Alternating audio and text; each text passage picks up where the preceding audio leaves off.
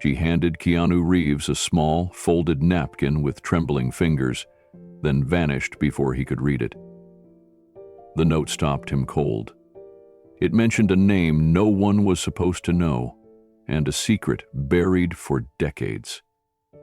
Who was this woman, and how did she know about the daughter he lost? Before we continue this incredible story, let us know where you're watching from. If you enjoy stories like this, subscribe to the channel, because tomorrow we have another inspiring story you won't want to miss.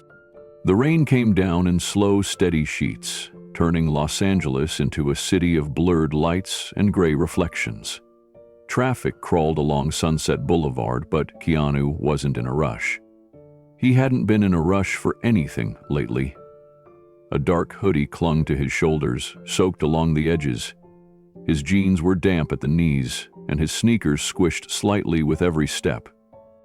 He pulled the brim of his faded baseball hat lower as he crossed the sidewalk toward a place he'd never noticed before. It was small, unassuming. A chalkboard sign outside read, "May's Grounds, Fresh Brew, Open Hearts." The words felt like a whisper, meant only for him. Keanu hesitated under the awning. A memory flickered. His sister Kim laughing as she teased him about his coffee obsession. She'd fought her battle quietly, just like she'd lived. Last year, this very day, he had sat at her bedside as the machines slowed and the light in her eyes gently disappeared. No headlines, no interviews, no cameras, just the end of something he didn't know how to live without. He pushed open the door and a soft bell overhead announced his presence. The warmth inside hit him like a wall, not just the temperature but the hush of the room, the scent of ground beans and cinnamon, and the faint music playing low from an old radio on the counter. A few customers were scattered at tables, faces buried in laptops or half-finished books. No one turned around to look at him. That was good. He didn't want to be seen. He walked to the counter. The young woman behind it gave him a polite, tired smile. She looked no older than 30, her hair pulled into a neat bun, her uniform apron slightly worn but clean. Her name tag read, Tanisha. Her eyes flicked to his, and something in her expression shifted. Not recognition, not fan-stunned awe, but something more human, more instinctive. Like she saw someone in pain and didn't need to know why. He spoke softly, his voice gravelly from sleep or silence, maybe both. "Coffee, black." She nodded without a word and turned to the machine. Her movements were practiced but gentle, like she knew not to fill silence with unnecessary chatter. The room had that sacred hush some places carried when grief entered with a customer. Keanu stepped back and glanced around, scanning the small shop. The booths along the wall were mostly empty. He chose the farthest one in the corner. It was tucked beside a window fogged by the storm, shielded from the view of the others. He sat down, pulled the cap lower over his eyes, and exhaled slowly, the kind of breath that tried to hold in a year's worth of missing someone who never left your heart. Rain traced crooked lines down the glass beside him. Across from his booth, someone laughed. A child, maybe 5 or 6, tugged at her mother's sleeve. But Keanu didn't hear the laughter. He only felt the echo of a voice that would never come back. Tanisha walked over quietly, a steaming mug in her hand. She set it down without a word, but her eyes lingered a second longer than most waitresses would have dared. There was something about this man. Not just the way he looked, tired, hunched, worn, but the way he felt. The kind of grief that changed the shape of someone's soul. She returned to the counter, casting another glance in his direction. He hadn't touched the coffee yet. He was just sitting there, hands clasped, eyes fixed on the window. The rain hadn't stopped. Neither had his silence. Keanu finally reached for the cup. The heat spread through his fingertips, grounding him. The bitterness of the coffee, unsoftened by sugar or cream, jolted him just slightly. That was the point. He didn't want comfort. He wanted real, unfiltered, honest. Today wasn't a day for sweetness. He stared into the mug like it held answers, but all it reflected was his own haunted expression. His beard was longer than usual, his eyes darker. He looked older, but not just from age. Loss had aged him in ways mirrors couldn't always show. A memory crept in without permission. Kim, sitting in a hospital bed, wearing that ridiculous knitted hat with the pom-poms, holding a cup of black coffee she'd insisted on sneaking past the nurses. "If I'm going out," she'd said with a grin, "I'm going out caffeinated." She was the only person who could make him laugh, even in the middle of goodbye. He gripped the mug tighter, trying to push her voice back into the vault where he kept everything. The vault was cracking. From behind the counter, Tanisha noticed the shift. She didn't know his name, but she knew that kind of silence. She'd served coffee to heartbroken men, mothers after funerals, veterans who sat for hours and never said a word. But this was different. The sadness wasn't just heavy, it was sacred. She picked up a dish towel and began wiping the counter out of habit, but her eyes kept drifting back to him. Something about him looked familiar. Not in the way customers sometimes reminded her of someone else. No, it was subtler. Like she'd seen his face in a dream she couldn't fully recall. She whispered to herself, "Where do I know you from?" Keanu took another sip. He glanced around, not because he was nervous, but because he had the distinct sense that something was happening. He didn't know what, but the air in the shop felt charged. Not electric, not dangerous, just expectant. He didn't want to be seen today, didn't want to be recognized. That's why he came here. But now, in this corner booth, with the storm outside and that woman behind the counter watching him like she knew him from somewhere deeper than television, Keanu had the strangest thought. His thought, maybe he was supposed to be seen. Maybe something had led him here. He reached into his coat pocket and pulled out an old photograph. It was folded, the edges softened by time. Kim had given it to him on her last birthday. Just the two of them, ages 6 and 7, barefoot in the grass at their grandmother's house. She'd written on the back, in faded blue ink, "We always had stars, even in daylight." He stared at it now, his eyes tracing her smile. There was something painfully unfair about how the world kept moving while certain people vanished. She should have been here. She should have gotten better. She could have been retired, her monthly bill unmasked, and he slipped the photo back into his pocket, feeling suddenly too hollow to sit still. He stood up and took the coffee to the trash, but paused mid-step. Tanisha was walking over again, a dish in hand, ready to clear a nearby table. She stopped when she saw him. Their eyes met, and this time she spoke. "I'm sorry if this is weird," she said softly. "But, are you okay?" It wasn't the question that got him. It was how she asked it, not because she thought he was someone important, not because he looked out of place. Just because she saw him. He hesitated. "No," he said quietly, "but thank you." She nodded slowly. "Didn't think so." Then she turned, took a few steps toward the back, and paused. Keanu was already reaching for the door handle when he heard her voice again. "Hey, wait." He turned. She stepped closer and extended a small folded napkin. "Just read it later." He blinked. "What is it?" She shook her head. "I don't know. Maybe nothing." He accepted it without another word, and then she disappeared into the kitchen. He left the coffee shop into the still pouring rain, the napkin warm in his palm. He walked to the edge of the street, his heartbeat suddenly out of sync with his pace. Under the cover of a bus stop, he unfolded the napkin. It said, "She used to sing to the stars, just like you told her." The world narrowed. He stared at the handwriting, his vision blurring. Not from rain. No one should know that. Not a waitress, not a stranger. That memory lived in the quiet between him and Kim, in the black sky of their childhood. Keanu stood frozen. Cars passed. Thunder rumbled faintly over the Hollywood hills.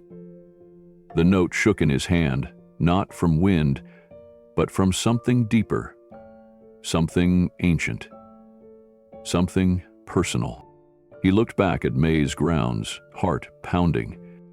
But Tanisha was gone, and everything had just changed. Alana didn't go back out right away. She stood in the staff hallway, one hand braced against the faded wall, the other clutched tight over her chest. Her heart was racing so fast, she thought it might break through her ribs. She had just handed a folded napkin to Keanu Reeves, not the actor, not the Hollywood figure, but him. The man her grandfather had whispered about on his last day of breath. She hadn't expected it. That morning started like any other. She'd taken the early shift because she needed the tips. Rent was overdue. Her younger brother's braces needed another payment. And still she'd lingered before work, reading one of her grandfather's old journals again. There was a story he told, scrawled in shaky script across a yellowed page, that had always puzzled her. Until today. Elijah Harris had been a blues musician, known in his neighborhood but never famous. He played the guitar like it was a prayer. Spent most of his life in the corners of small clubs and dusty bars, and toward the end spent his time in an old recliner with a weathered photo album and a worn-out Bible. Alana was close to him. She'd sit at his feet as a girl while he played, listening to stories that always blended truth and poetry. But there was one name he mentioned only once: Samuel Reeves. A man from Canada, white, quiet, full of hurt, who had once played alongside him in a Toronto bar.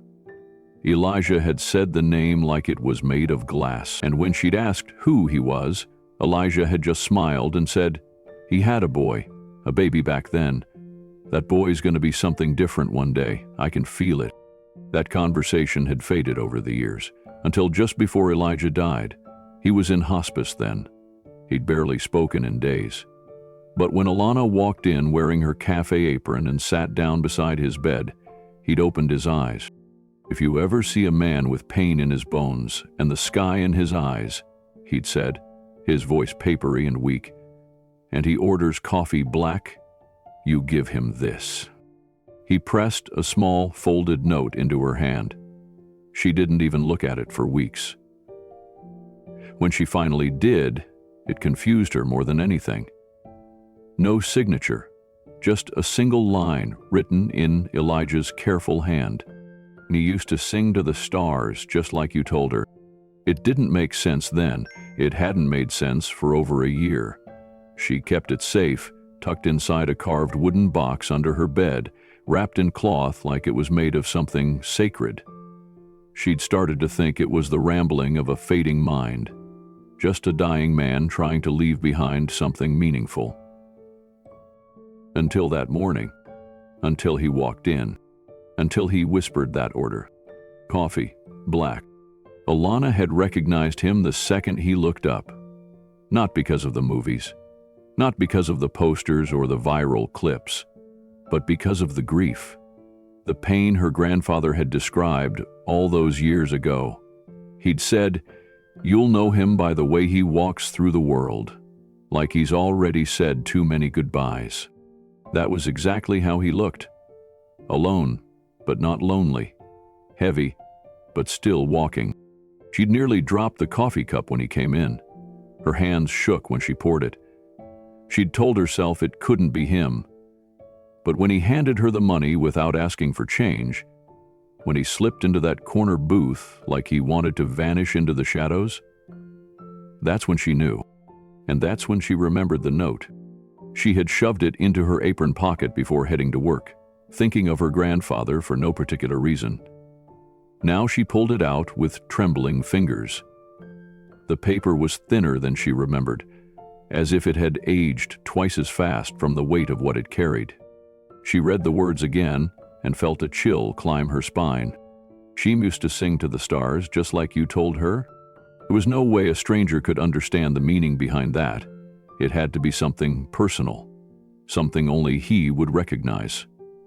That's what Grandpa Elijah had told her, that one day it would matter. She wasn't sure what scared her more, what the note meant, or the feeling that this moment had been waiting for her all her life. She moved across the café slowly, her eyes never leaving him. He looked up once. Their eyes met. He didn't smile, but he didn't flinch either. Like maybe, just maybe, he felt it too. She folded the napkin with practiced care, as if every crease mattered. She copied the message onto it, her pen trembling so hard she had to press slowly to keep the ink steady. Her heart was thudding against her ribs like a drum line. Then she walked to his table, placed the napkin in his hand, and left before her courage could shatter. Now she was in the back hallway, leaning against the wall, trying to breathe.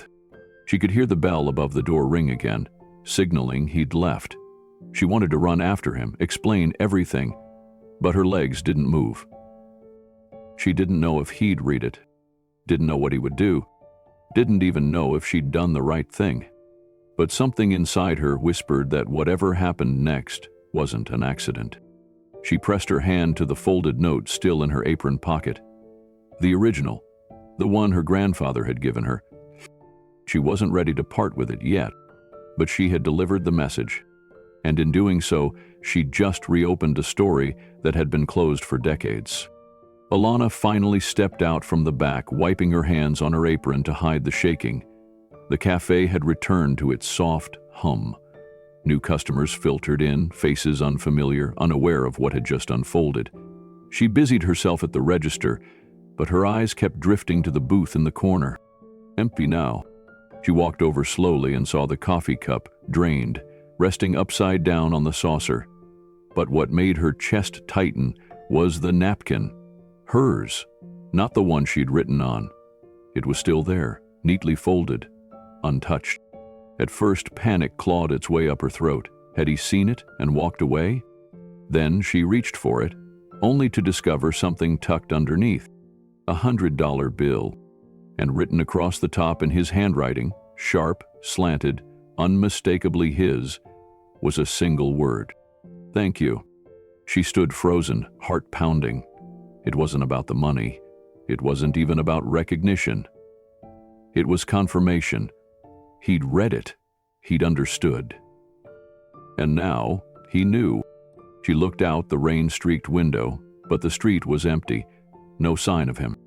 That was when her thoughts turned back to her grandfather. Elijah had told her so many stories. About music, about heartbreak, about faith and failure.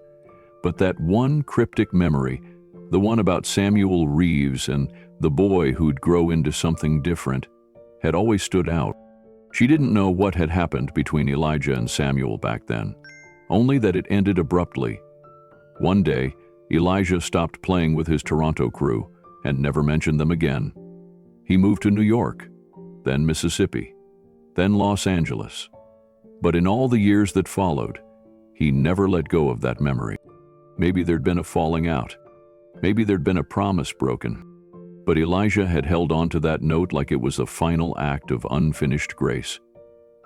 He told her the boy would come one day, not for answers, but for closure. And when that happened, the message had to reach him. Now that it had, Alana didn't know what came next.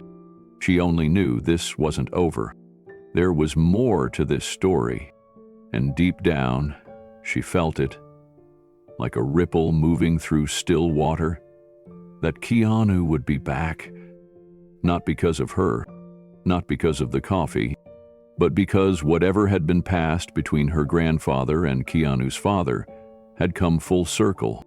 And when the past knocks with a quiet message, it never leaves without an answer. She folded the original note one last time, pressed it to her lips, and whispered, "Grandpa, he got it." Then she slid it back into her apron pocket and turned toward the window once more, eyes searching the rain for a man carrying far more than grief. A man who had just discovered that a stranger in a coffee shop knew his secret, and that secret had only just begun to speak. Alana watched the empty booth for what felt like hours. She refilled cups, wiped down tables, took orders, all on autopilot. but her eyes kept drifting back to that spot in the corner where Keanu had sat. The napkin he left behind with "Thank you" written on it felt like an ending, but deep in her chest, she knew it wasn't. She hadn't told him everything. She couldn't stop thinking about the second note, the real one, the one she hadn't given him yet. She had read it so many times she could recite it in her sleep. It was the last thing her grandfather ever wrote. She remembered the way he'd looked at her, sunken but fierce, when he gave it to her and whispered, "Not everyone gets to deliver a miracle. If you get the chance, don't waste it." Back then, she hadn't understood what he meant. But today, the storm outside wasn't just in the sky. It was inside her chest, rising with every hour that passed. She didn't know how long Keanu would be in town, didn't know if she'd ever see him again, and the thought of missing her one chance filled her with more fear than the truth she held in her pocket. She slipped away during the lull before the lunch rush and returned to the break room. Her hands shook as she reached into her coat pocket and pulled out the second note. It was on older paper, cream-colored and folded 3 times, sealed with a small red sticker that had faded with time. She peeled it open gently. The ink hadn't faded. It read, "Ask your father about Elijah Mason, 1972. Your niece has leukemia. You're her only chance." The words stared back at her like a living thing. She didn't know who the niece was, or how Keanu's father, long rumored to be gone or unreachable, was connected to her grandfather Elijah. All she knew was that this note had survived for a reason, and that she was the bridge it had been waiting on. Her fingers wrapped tight around the message. She refolded it carefully and tucked it under a clean napkin. And this time, when she walked back onto the floor, she didn't wait for another sign. By some miracle, Keanu had returned. He was standing by the same booth, hands in his pockets, head bowed slightly, as if something had pulled him back. Alana's breath caught. She moved across the café quietly, the folded napkin tucked in her palm. She walked to the booth and placed a new coffee cup down. No words, just a glance. And then, as she turned to leave, she slid the folded napkin under the cup. This time, she didn't stop to watch his reaction. She couldn't bear it. She just walked back behind the counter, heart pounding like it would never calm again. Keanu stood still for a moment, staring at the fresh cup of coffee. He didn't reach for it. Instead, his gaze drifted to the folded napkin beneath the cup. The last time she handed him one, it cracked open something he had buried for years. He didn't want to feel that again. But part of him knew this wasn't just another message. Slowly, he slid the cup aside and picked up the napkin. It wasn't folded the same way as before. This one was tighter, thicker. He felt something inside it. Carefully, he opened it, and the older paper unfolded with a soft, worn crackle. 3 lines. Short, direct, but they hit like a lightning bolt. Ask your father about Elijah Mason, 1972. Your niece has leukemia. You're her only chance. His hand tightened around the paper instinctively, and for a moment, he forgot where he was. The cafe, the voices, the music, the smell of cinnamon, they all vanished. He read the words again. Elijah Mason. That name. It triggered something deep and unsettling. He sat down in the booth, suddenly needing the support. His eyes scanned the words like maybe they would change if he stared long enough. But they didn't. End quote. The mention of 1972. That was the year his father vanished from his life for the first time. He would come and go after that, disappearing for years at a time, usually chased by drugs, alcohol, and some shady business Keanu never fully understood. But 72, that was the year Keanu turned 8. It was the year his mother stopped speaking his father's name out loud.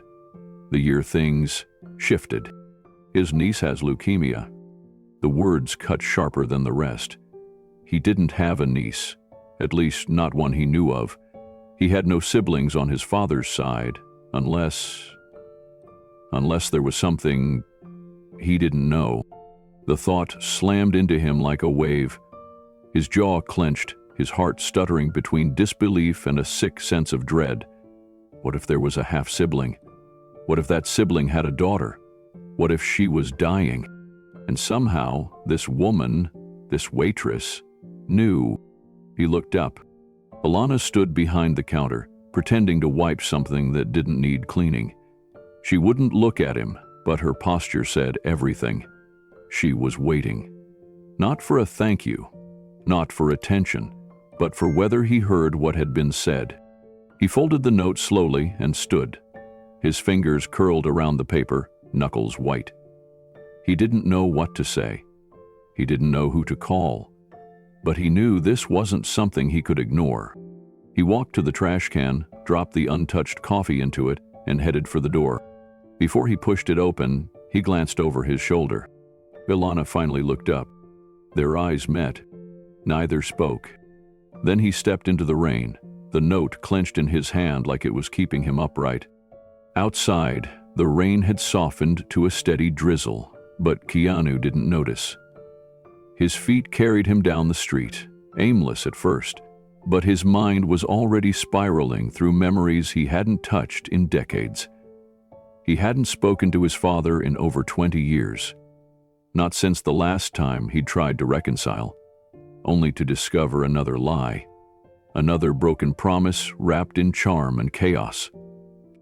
Samuel Reeves had been a ghost in Keanu's life, present in shadow, absent in truth. The kind of man who left scars in his wake and taught his son how to disappear before ever teaching him how to stay. Keanu had long ago accepted the distance, built a quiet life around it, made peace with the ache of unanswered questions. But now, a single name had cracked the surface. Elijah Mason. Keanu had never heard of him, not from his father, not from anyone. And yet the note said to ask about him. That meant his father was still alive, still reachable.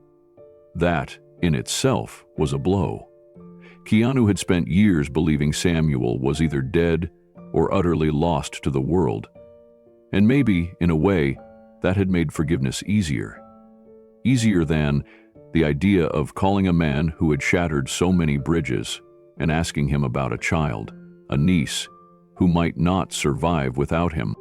Your niece has leukemia. He could hardly process it. The words repeated themselves, not just as facts, but as accusations. If it was true, then someone out there was fighting the same disease that took Kim. And she might not have time. He walked another block, then stopped under a metal awning outside a closed pharmacy. His hand trembled as he pulled the note from his pocket again and read it for the 5th time. This wasn't random. Alana hadn't guessed. She'd known. Somehow, through her grandfather or something more mysterious, she'd known enough to reach him with precision. And now, everything was shifting. He didn't know where to begin. He didn't know if he could begin.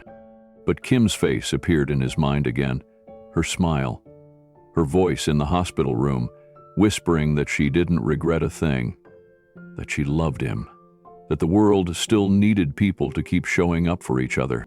He folded the note slowly, tucked it back into his jacket, and took out his phone. His thumb hovered over the screen. No number saved for his father, but he knew someone who might know where to find him. He hesitated. Then, with one long breath, he made the call. Across the city, in a small booth at May's grounds, Alana watched the door as it closed behind him. She didn't know what he would do next, but she knew she had delivered the message that could change everything. And now, the truth was in motion.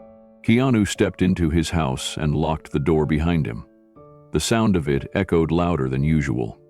He slipped off his soaked hoodie and dropped it onto the wooden bench near the entryway. The rest of the house was still, almost reverent. Bookshelves lined the walls, stacked with old journals, art books, vinyls, and little pieces of his past that felt heavier tonight. He walked toward the living room, where the old cedar trunk sat under the window. It had belonged to his mother. Inside, it held what little remained of his childhood. Letters, old photos, pieces of his past he rarely touched. He knelt down and opened it slowly.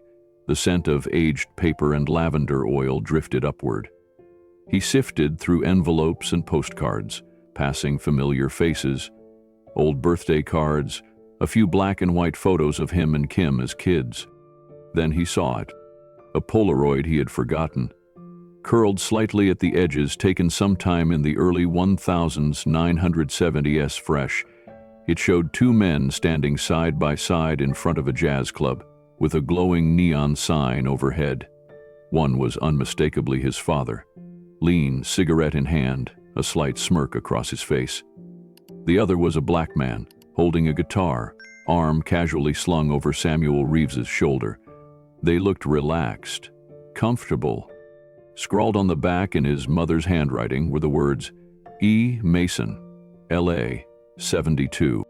Keanu's fingers tightened around the photo. Mason. Elijah Mason. He dropped into the nearest chair, staring at the image as if it would move, speak, explain itself. But it stayed still. Just two young men in a moment long gone. He grabbed his phone and hesitated. The number wasn't stored anymore, but he remembered it. His mother's old landline in Toronto. He hadn't called it in years. He didn't even know if she still lived there.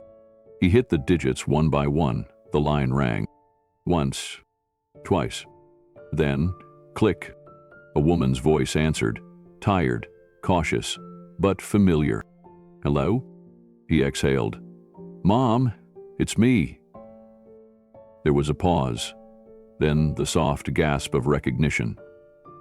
Keanu. Yeah. Another pause. It's been a long time. I know. I need to ask you something. He didn't waste time. He described the photo. The man labeled E. Mason. The club. The year. She didn't hesitate. Elijah Mason, yes. He was one of your father's best friends back then. They met in Toronto but spent most of that year in L.A. Your father always said Elijah was the most gifted blues player he ever met. Keanu closed his eyes. And they were close? Very. Like brothers, really. But something happened between them. I never knew what. They had a falling out that year. Your father never spoke of him again. Keanu listened in silence, the photo still resting on his thigh. The living room felt colder than before. His mother's voice faded for a moment, as if she were drifting through old memories of her own. I always wondered about Elijah, she continued. Your father wasn't the kind to keep in touch. But that silence, it was different. Like, it hurt him. Keanu's throat felt tight. He hesitated, then asked the question pressing hardest against his ribs. Is it possible they could have been more than friends? There was a pause, a long one. I don't know, she said carefully. Your father had many secrets. I wasn't always part of that world. But if you're asking me if it's possible Elijah had a child with someone, and that child is related to you, yes, I suppose it is. His mind spun. The note said, your niece has leukemia. Not a girl with leukemia, not a child who needs help. Your niece. That implied family, blood. And if Elijah had a son? He stood and began to pace the room slowly. The fireplace crackled in the background, throwing soft light over the hardwood floors. The weight of a possibility hung in the air. A possibility that somewhere out there he had a sibling he'd never met. A sibling whose child might be dying. And he was the only one who could help. He sat back down and reached for the photo again. He stared at the man beside his father. There was something in his eyes, a kindness, a strength, and a strange resemblance. Not in features, but in posture. The way he stood, the set of his jaw. Could it be? Could Elijah Mason have been his father's blood brother? Or closer? He remembered Kim, her final weeks, the way she'd smiled through pain, the way she held his hand and whispered that she believed in second chances. He rubbed his hands over his face. The rain outside had slowed to a light tapping against the windows. In the silence, the world felt as though it was holding its breath. Keanu looked down at his phone, still connected. "Mom," he said quietly, "do you know where Dad is?" Another long pause. "I don't," she said, "but I might know someone who does." He didn't respond right away. The thought of calling anyone who still kept in touch with his father made him feel like he was walking into fire. But the urgency in the note wouldn't let him sit still. "Can you send me that number?" "I'll look for it," she promised. "Give me an hour."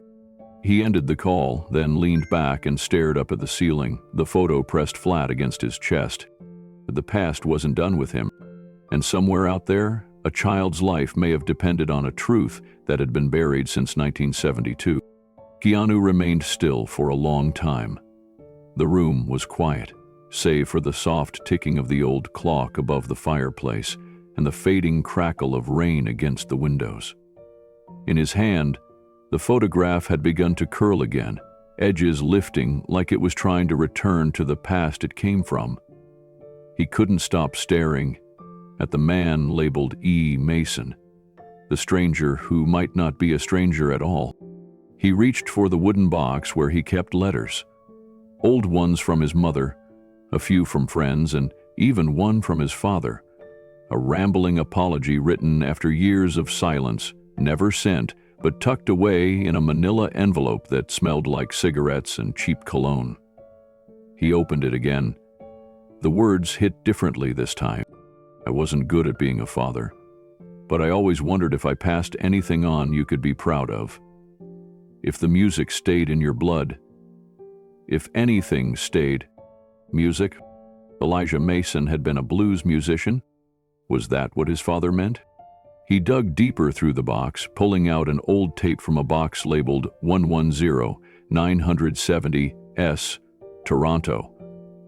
The handwriting was messy, but his mother had labeled it Sam and Friends, Live. He hadn't listened to it in years. He set it in the player beside the bookshelf and hit play. The hiss of static, then warm guitar chords drifted through the speakers. Bluesy, raw, and then a voice, deep, soulful, singing about lost love and burning bridges. It wasn't his father's voice. It was someone else, someone smoother, stronger. "That's Elijah," he whispered to himself. He remembered hearing it as a kid and not understanding why it felt so personal. Now he knew why. He let the song finish before pausing the tape. Then his phone buzzed. A message from his mother. "Found it. Name's Willie Gardner. He runs a used music shop in Toronto. Used to be close with your dad." Keanu stared at the screen. The name stirred something faint from childhood. Maybe a Christmas card, maybe a story. Either way, it was a path. He typed out a message. "Hi, Mr. Gardner. This is Keanu Reeves. I was told you might know how to contact my father. I have a serious family matter to discuss." He hit send before he could second-guess himself. Then he sat in the silence and let it sink in. There was a girl out there, a niece he might never meet, fighting for her life. There was a man, Elijah Mason, who might have been his half-brother. And there was a father who still held the key to all of it. The ghosts of 1972 were no longer content to stay buried, and Keanu Reeves was about to dig up everything they left behind. The next morning, the clouds still lingered over Los Angeles, but the rain had stopped. The sidewalks were wet, the streets smelled like soaked asphalt and pine, and everything felt slower, softer. Keanu pulled up his hood again, not out of habit, but because his heart hadn't settled. Not after the photo, not after the tape, not after the text message he'd sent to a stranger who might lead him back to his father. He pushed open the door to May's grounds. The bell rang gently. Alana looked up from behind the counter. Her hand froze mid-pour. Her eyes widened with something between surprise and relief. She wiped her hands on her apron and stepped around the counter, unsure whether to speak first or let him lead. Keanu walked to the same booth in the corner.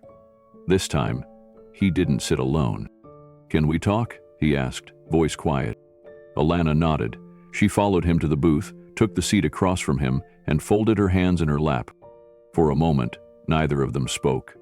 There was only the sound of soft jazz from the radio and the clink of mugs from the other side of the café. Keanu broke the silence. I found the photo. My dad and your grandfather, labeled E. Mason. L.A. 72. Alana's lips parted slightly, then closed again. She looked down at her hands. Her knuckles were pale. I wasn't sure if you'd believe me, she said softly. I didn't, he admitted, but I do now. She nodded, breathing in slowly. He always said you'd come back. Not because you had to, but because something would pull you here when the time was right. Keanu looked at her. You said in the note, my niece has leukemia. Alana blinked fast and reached into her apron. She pulled out a small wallet-sized photo and slid it across the table. A young girl beamed up at him. Her skin was warm brown, her eyes bright and wide. Her hair was thin beneath a knit cap. She looked like she'd just laughed before the camera clicked. That's Nova, Alana said. She's 6. She's been fighting leukemia for almost 2 years. Keanu stared at the photo. His fingers hovered over it but didn't touch it yet. She's brave, Alana continued. She's stronger than me most days. But this past year, her body stopped responding to treatments. We tried everything. She paused, looked up. Then her doctor found a genetic marker. Rare. Aggressive. The only chance at remission might come from a match with an extended family. Keanu finally looked up from the photo. And your grandfather thought that meant me. Yes, she whispered. Because of what he knew, because of what happened back in 1972. Keanu leaned back slightly, the photo of Nova still in front of him. Her smile was radiant, innocent. It carried none of the pain Alana described, but he had seen it before, in Kim. That same quiet defiance in the face of something that wanted to take everything. I never knew about Elijah, he said, voice low. My father never mentioned him. I found one photo. That's it. Alana's gaze dropped to the table. I don't think my grandfather ever talked about your father after they fell out. He said it was over something deep, personal. I didn't press him. He was always a private man, but I know it hurt him. Do you know if they were related? Keanu asked. Brothers? Alana shook her head.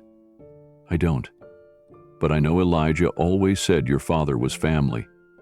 Whether that meant by blood or bond, I don't know. But he told me if I ever met you, I should be kind. That you carried a grief most people wouldn't understand. Keanu looked down again at the picture. I do.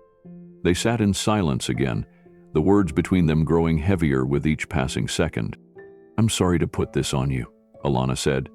I didn't know how else to reach you. Elijah was sure you were the one. Nova's been through so much. The chemo, the fevers, the transfusions. They tested everyone in our known family. No one matched. She swallowed hard. And when her doctors told me the odds of finding a match through strangers were nearly impossible, he handed me that second note. Said it was time to tell you. Keanu nodded slowly. I've seen leukemia up close. I watched my sister fight it. I watched her lose. Alana's breath caught. I didn't know. He passed a year ago. Same month Nova started declining again, I guess. Alana touched her chest, then glanced out the window. I'm so sorry. I never expected this, Keanu said, more to himself than to her. A possible sibling. A niece. A second chance. And it all starts here, with a folded napkin. Alana managed a soft smile. Funny how small things carry the heaviest weight. Keanu looked up, eyes locked on hers. I'm not walking away from this. Tears filled her eyes. You'd be the only one who hasn't. He reached for the photo again, this time holding it between his fingers. What do you need from me? A test, Alana said gently, to see if you're a match. If you are, Nova might get another chance. Keanu nodded. Then let's not waste any more time. Alana reached into her bag and pulled out a small envelope. Inside was a consent form and a cheek swab kit, already prepared by the hospital.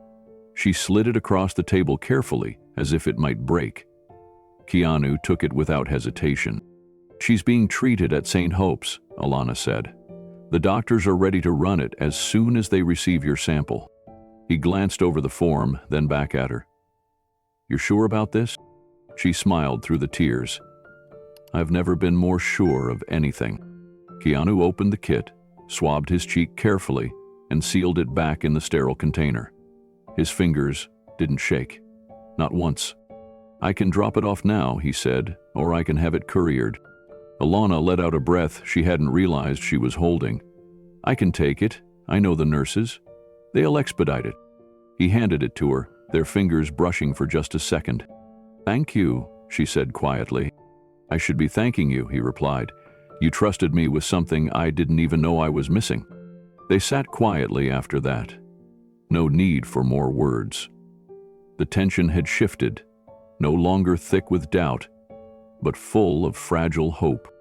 Alana finally stood, tucking the envelope carefully into her bag. I need to get this to the hospital. Keanu rose too. I'll walk you out. They stepped into the soft morning light together.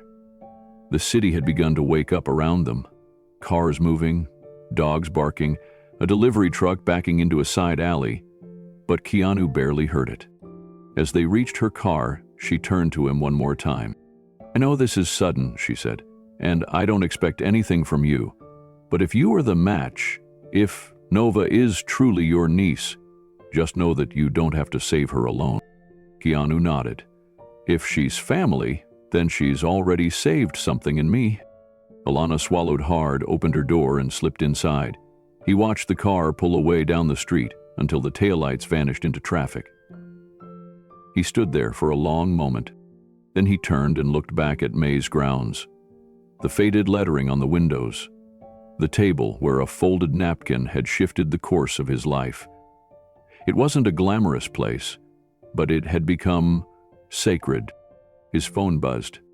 A message from Willie Gardner in Toronto. Your dad's alive, still in town. I'll send you the address. Keanu stared at the screen. The past wasn't done speaking, and neither was the future. He walked slowly back to his car, the picture of Nova still in his jacket pocket.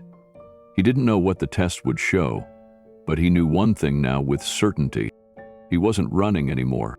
They met again that evening at Alana's apartment, a modest place on the second floor of a quiet complex in Culver City. Keanu arrived just after dusk. The sky was streaked with faded purples and orange, and for a brief moment, everything felt still. Alana opened the door before he even knocked.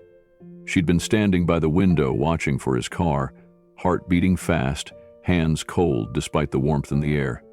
She motioned him inside quietly. The living room was small but filled with life. Children's drawings on the wall, a few shelves packed with books, and a faded armchair that looked like it had seen countless nights of holding a sleeping child. A framed photo of Nova sat on the mantel. She was wearing the same cap as in the wallet photo, but this time she was mid-laugh, her arms outstretched like she was pretending to fly. Alana led him to the kitchen table, where a folder sat open. This is what I've been holding on to, she said. I wanted you to see everything. Keanu sat down slowly. His eyes moved to the open folder. There were several documents inside, photocopies of hospital records, handwritten letters, and a few grainy black and white photos. He reached for the first image. It was old, probably from the early 1980s. A man, Elijah, stood holding a guitar in one hand and a baby in the other.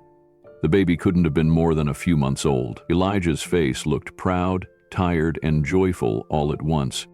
My mom took that, Alana said, sitting beside him. Elijah told me it was the happiest day of his life. Keanu nodded but said nothing. She pointed to a document. This is the birth certificate. It's a copy. Originals in a safety box at the hospital. I had it verified. He looked at the form. Name Elijah Mason. Mother Clarissa Bell. Father Samuel Reeves. His eyes locked onto the name. It was typed clearly, not handwritten, not scratched in later. It looked official, real. He'll never talk about it openly, Alana explained. Not even with me. But after Nova got sick and we started digging through medical history, he finally told me everything.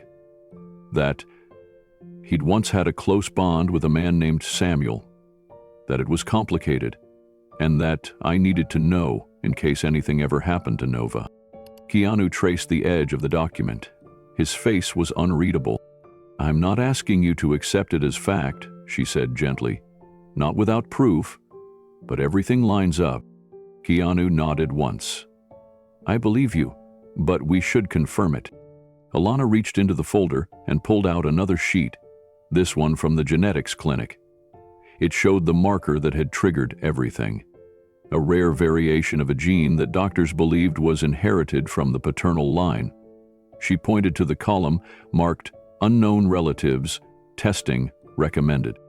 The oncologist said if we could find someone related through the father's bloodline with a matching variation, Nova would have a higher chance of responding to targeted treatment, she said. That's when Grandpa gave me the envelope. Keanu studied the paper. He didn't understand the science in detail, but he recognized what it meant. A race against time. This wasn't just about family secrets or old photographs. This was about survival. A little girl's life was hanging in the balance. He leaned back, his fingers interlocked, elbows on the table. Why now? He asked, his voice soft but heavy. Alana looked up, her eyes tired but resolute. Because she's getting worse. The fevers are more frequent, the blood work's coming back weaker. The doctors won't say it out loud, but I can see it in their faces. They're losing time. We all are. She paused. And you're the only one left. Keanu didn't speak for a long moment. He looked around the room, at the drawings taped to the fridge, the tiny pink sneakers by the door, the oxygen machine tucked discreetly in the corner behind a curtain. The signs were all here. This wasn't just a story someone had crafted. It was real, it was lived in, and it broke something open in him.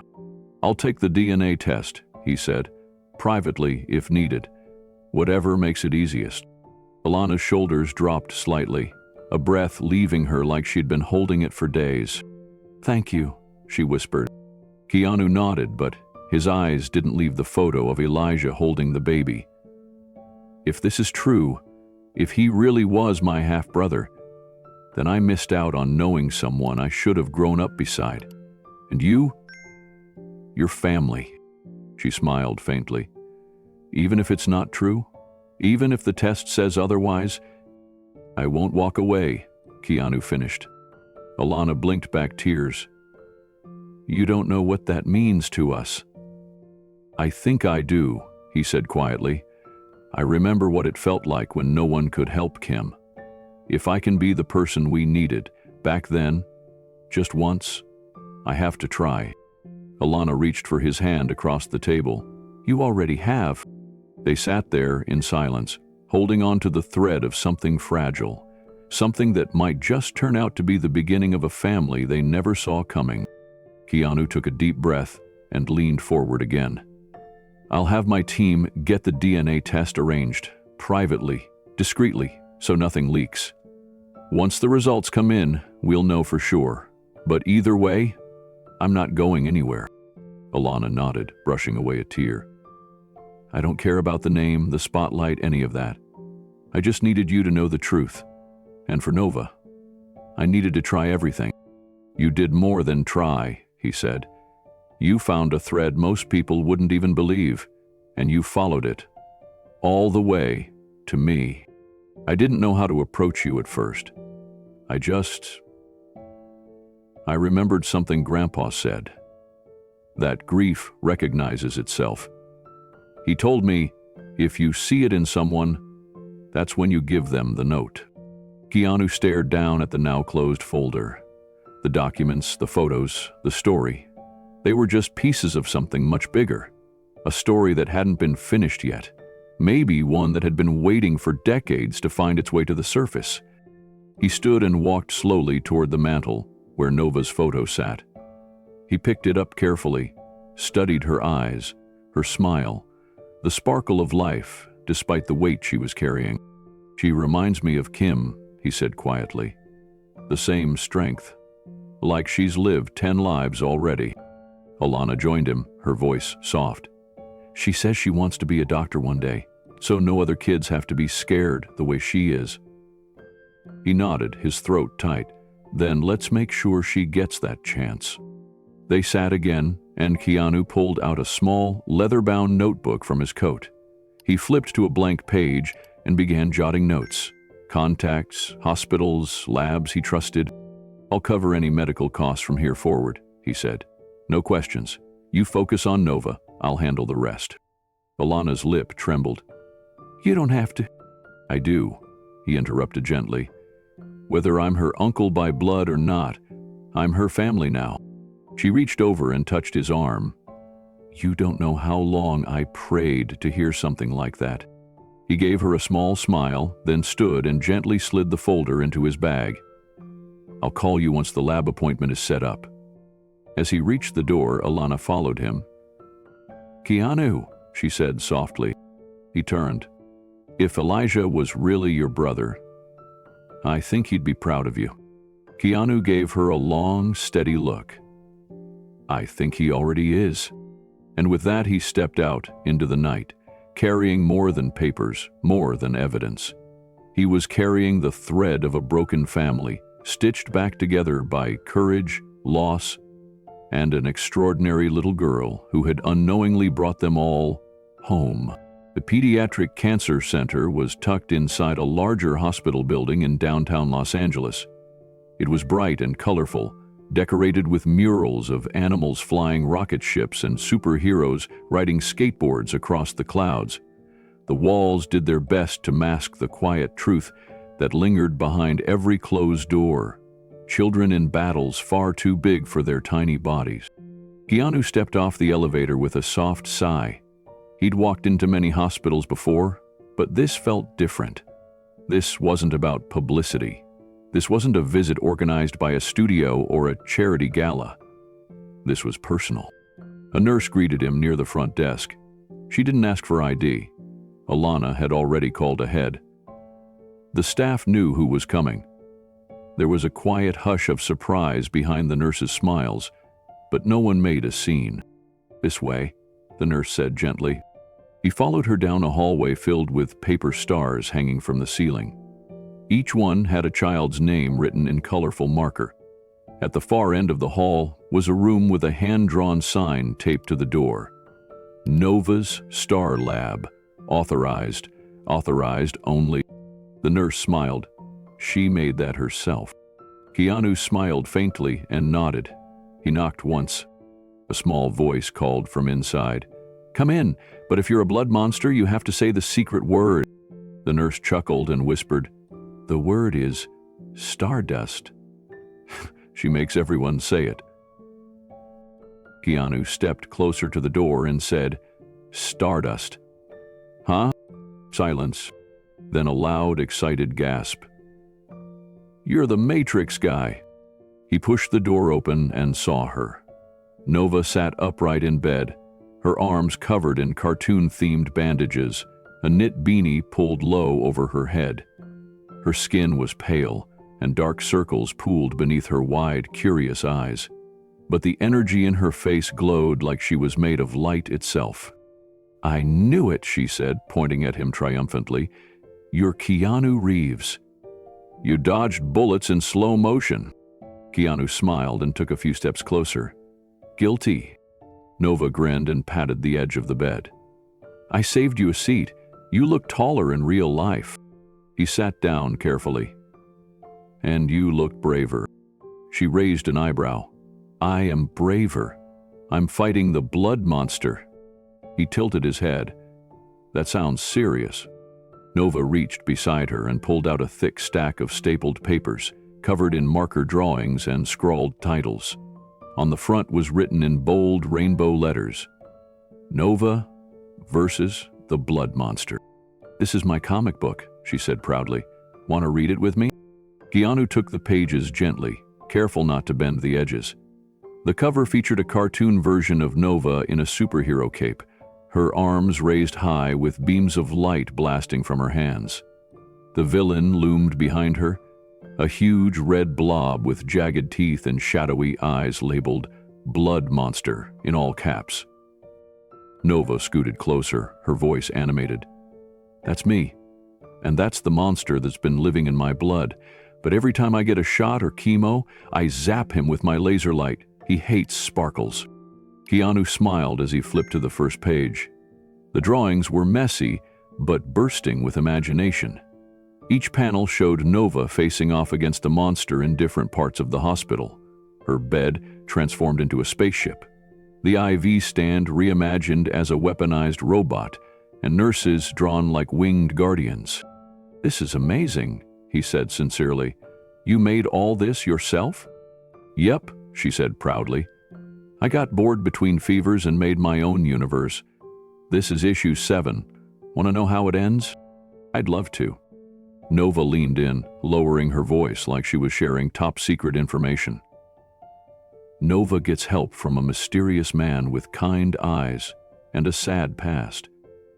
He doesn't talk much, but he helps her find the crystal she needs to finish the monster for good. Keanu glanced at her, his expression softening. "Sounds like someone I'd want on my team." Nova beamed. "He's kind of based on you." His smile faltered slightly. His throat tightened. He turned the next page and saw it. Her cartoon version of the mysterious man. A long coat, kind eyes, a sword on his back, and a patch on his shirt that read Stardust. Nova whispered, "Mom." She didn't promise, but she said, "Sometimes people show up when it matters." Keanu nodded, barely trusting himself to speak. "Your mom's right." Nova reached for a purple marker and started doodling a new panel. "Maybe you can be in issue 8. "Oh, I'd like that." They sat quietly for a moment, Nova focused on her drawing, Keanu watching the curve of her small hand as it shaped another world. He hadn't felt this kind of stillness in a long time. Not since Kim. Not since childhood. Nova paused and looked up at him. "You ever fight monsters before?" Keanu smiled faintly. "I've tried, but I think you're doing it better than anyone I've ever met." "Good," she said seriously. "Because the monster's scared of people who don't give up." She returned to her comic and Keanu sat beside her, letting her light pour over the darkest places in his heart. Nova grew quiet for a moment. Her fingers fidgeted with the frayed edge of her blanket. Keanu didn't push. He just waited, letting the silence settle like mist. Then she said, "Do you think people become stars when they die?"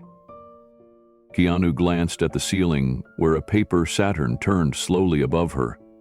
"I think some people already are." Nova tilted her head. "That's a very Matrixy answer?" He chuckled. "Yeah, it is."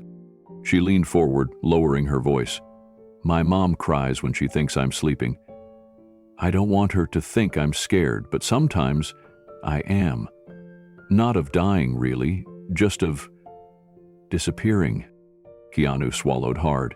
He leaned closer, his voice soft. "You won't disappear. People like you leave echoes." Nova raised an eyebrow. "Echoes?" "In stories. In the people who love you. In the way someone smiles because they remember something you said."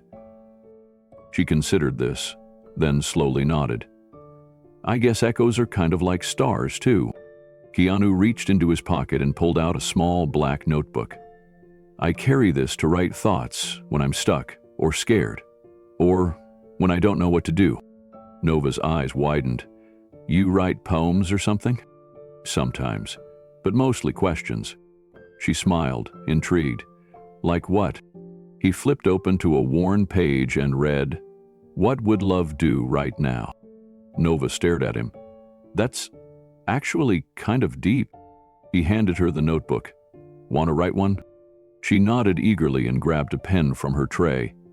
After a few seconds of concentration, she scribbled something down and passed it back. It read, "How do you punch cancer in the face?" Keanu let out a short laugh and gave her a slow, solemn nod. That's the right question. Before he stood to leave, Nova pulled out a sheet from under her comic pages. It was a fresh drawing, with Keanu sketched beside her comic alter ego. They were both in superhero capes, blasting the blood monster with rainbow beams and slow-motion kicks. "You can have it," she said, "but only if you come back for issue 6. Keanu stared at the drawing for a long moment. "Deal." Nova beamed. "And next time bring popcorn. I'm going to show you Interstellar." He promised he would. As he walked down the hallway, the drawing in his hand, his heart felt heavier than it had in a long time, and yet somehow lighter too. She was a child, fighting something unspeakable and still dreaming in color, still drawing herself as the hero. He stopped outside the room, turned back, and looked at the stars taped to her ceiling through the doorway. Nova wasn't just fighting the blood monster. She was teaching him how to fight his own. Later that day, Keanu sat with Alana in a small consultation room just off the pediatric wing. The walls were plain, the chairs too small, and the fluorescent lights buzzed faintly above them. It was a space meant for bad news, and everyone in it could feel that truth hanging in the air. Dr. Heller entered with a folder tucked beneath his arm. He was in his early 50s, eyes kind but tired. The kind of tired that came from telling too many families things they never wanted to hear. He sat across from them and opened the folder slowly. "I know this isn't easy," he began, "but I want to make sure you understand what we're facing." Keanu leaned forward, elbows on his knees. Alana's hands were clasped tightly in her lap. "Nova's leukemia is a rare subtype," Dr. Heller continued. "It's a form of acute lymphoblastic leukemia, but it expresses with a genetic mutation we rarely see. That mutation is aggressive and doesn't respond well to standard chemotherapy." Alana nodded slowly. "We know the chemo isn't working anymore." "That's right. At this stage, her immune system is extremely fragile. Even low doses of chemo have begun to damage her internal organs. Another round could cause irreversible harm." Keanu's jaw tensed. "So what's the option?" "There is one," Dr. Heller said carefully. "An experimental gene-based therapy being trialed in Europe. It targets the exact mutation Nova carries. Early results show promise, especially in pediatric patients. But," he paused. "But," Alana echoed, her voice barely above a whisper. "The trial is based in Munich, Germany. It's highly selective, requires genomic matching, and time is a major factor. Nova's condition is declining faster than we projected. Ideally, she'd be there within the next 2 to 3 weeks." Alana looked down, her body tense with disbelief. "We don't have the money for that, or the clearance, or the travel plan." Dr. Heller nodded. "We've petitioned for entry. Your insurance can't cover experimental care abroad, but the team in Munich is willing to evaluate her if we can submit the genetic markers and blood work within 5 days." Keanu asked quietly, "What's the cost?" "Minimum $200,000, Dr. Heller replied. "That's just for travel, pre-trial assessment, and emergency stabilization. If she qualifies for the full treatment protocol, it could go higher, much higher." Alana closed her eyes. "We don't have that kind of time or money." Dr. Heller looked between them. "I understand, but this is her best shot, possibly her only one." Keanu didn't hesitate. His voice was steady, almost calm, but it carried weight. "We'll get her there." Alana turned her head toward him, eyes wide with disbelief. "Keanu!" He shook his head gently. "No, there's no time to wait. I'll handle the logistics, flights, housing, medical transfers, whatever she needs." Dr. Heller looked relieved, though his professionalism didn't falter. "I can connect you with the international coordinator for the Munich facility. They've agreed to fast-track any candidate who has a potential family match. Based on Nova's genetics, she's a high-priority candidate." Keanu pulled out his phone and started tapping notes. Send everything you have, her records, scans, blood markers, and a summary of her treatment history. I'll get it into the right hands. Alana's voice trembled. But Keanu, this isn't just about money. This is her life. What if she's too weak to fly? What if... We won't let it get to that point, he said. We move now, today. She covered her face with her hands, overcome. A mix of relief, fear, and hope spilled out all at once. For months, she'd been fighting uphill, alone, pushing through hospital bills, long nights, canceled shifts, and impossible decisions. And now, someone had finally said the words she never thought she'd hear. We'll get her there. Dr. Heller stood. We'll begin the preliminary prep now. I'll need Nova's most recent labs repeated, and I'll alert our hospital's emergency air medical transport team. We may need to coordinate a medevac flight, depending on how she handles the next few days. Keanu nodded. Put it in motion. As the doctor left the room, Keanu turned back to Alana. She was still sitting, stunned, her shoulders shaking. You don't owe me anything, he said gently. This is about her. No child should have to wait for help while adults hesitate. She wiped at her face. I've tried everything. Applied for grants, called foundations, prayed, begged. I know, he said, and now I've got her. You really mean that? He reached into his coat pocket and pulled out Nova's comic book.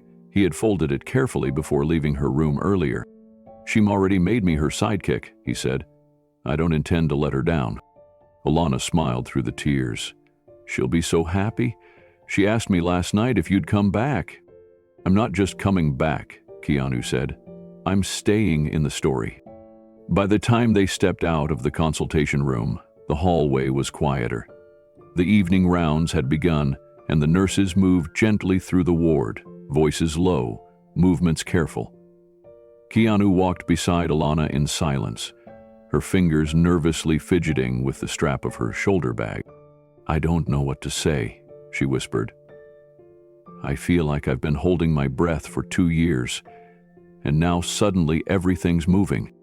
Keanu nodded slowly. That's what it feels like when hope finally starts catching up to fear. They paused just outside Nova's room. Through the small glass pane in the door, they could see her sitting up in bed, surrounded by markers, drawing furiously. She was sketching something new. 2 characters in mid-battle, one clearly Nova, the other wearing a long coat with dark hair and a glowing emblem on his chest. Alana smiled. You've made it into her universe now. Keanu watched her draw for a long moment. She's made it into mine. He turned back to Alana. We need to talk travel, passports, documents, anything Nova might need. I have a team that can handle the logistics, but I'll need your help clearing the medical side.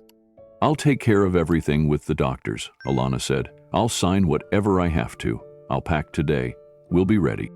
I'll have a jet prepped within the next 48 hours, Keanu said. But we'll wait for the test results. If she's strong enough to fly, we go. If not, we find another solution and bring Germany here. You'd really do that? Alana asked. Keanu met her gaze. She's not just a patient. She's Nova. She's light in the middle of all this darkness. And she's family. Alana's eyes welled again. You didn't have to come back. You could have walked away. I almost did, Keanu admitted. But that first note, it reached something in me I'd forgotten was there. That part that believes things don't end, they just wait to be found. She nodded. That's exactly what Grandpa used to say. They stood there for a moment longer before Keanu stepped forward and opened the door to Nova's room. She looked up and gasped. You came back. He smiled. Told you I would. Nova held up her newest page. We're fighting the final boss now, but we need a plan. Keanu pulled up a chair and sat beside her. Good, because I've got one. She leaned in close, eyes wide. Do we win? He looked at her comic, then into her eyes. I think we already started. And with that, they began to sketch out their next move. On paper, in real life, and in the fight that would define them both. The sun had just started to rise over Los Angeles when the car pulled up to the private tarmac. The hangar doors were open, revealing the sleek white jet that would take them across the world. Keanu stepped out first, helping Alana and Nova as they exited the vehicle behind him. A small medical team waited by the steps of the plane, ready to assist with Nova's boarding and monitor her throughout the flight. Nova looked around with wide eyes, her face pale but full of excitement. "This is our plane?" she whispered. Keanu smiled down at her. "All yours." She clutched her small backpack to her chest. Inside it were her markers, her comic pages, and a tiny stuffed star she refused to travel without. "Do they have snacks on board?" "Only the best," he said. Alana squeezed his arm briefly. She didn't speak, but her expression said it all. Gratitude, fear, and fragile hope bundled into one. Once on board, the interior of the plane felt more like a cozy lounge than a jet. Soft leather seats, a small bed along the side for Nova, and tinted windows that shielded them from the early morning light. The medical tech checked Nova's vitals and gave the thumbs up. She was stable. For now. Keanu sat beside her, buckling in as the pilot's voice came through the intercom. "Wheels up in 10 minutes, smooth air all the way to Berlin." As the engines rumbled to life, Nova reached out and took Keanu's hand. "Are you scared of flying?" He looked down at her small fingers wrapped around his. "Only when I'm not sitting next to a superhero." She giggled, then leaned back as the plane began to taxi down the runway. Once they were airborne and the seatbelt light blinked off, Nova wasted no time. "Okay," she said, pulling out her notebook. "I've got questions, important ones." Keanu laughed. "I'm ready." She flipped open a page. "First, in the Matrix, how did you dodge those bullets?" He leaned in conspiratorially, very carefully, and with a lot of practice in my backyard. "Seriously?" "Well, that, and wires."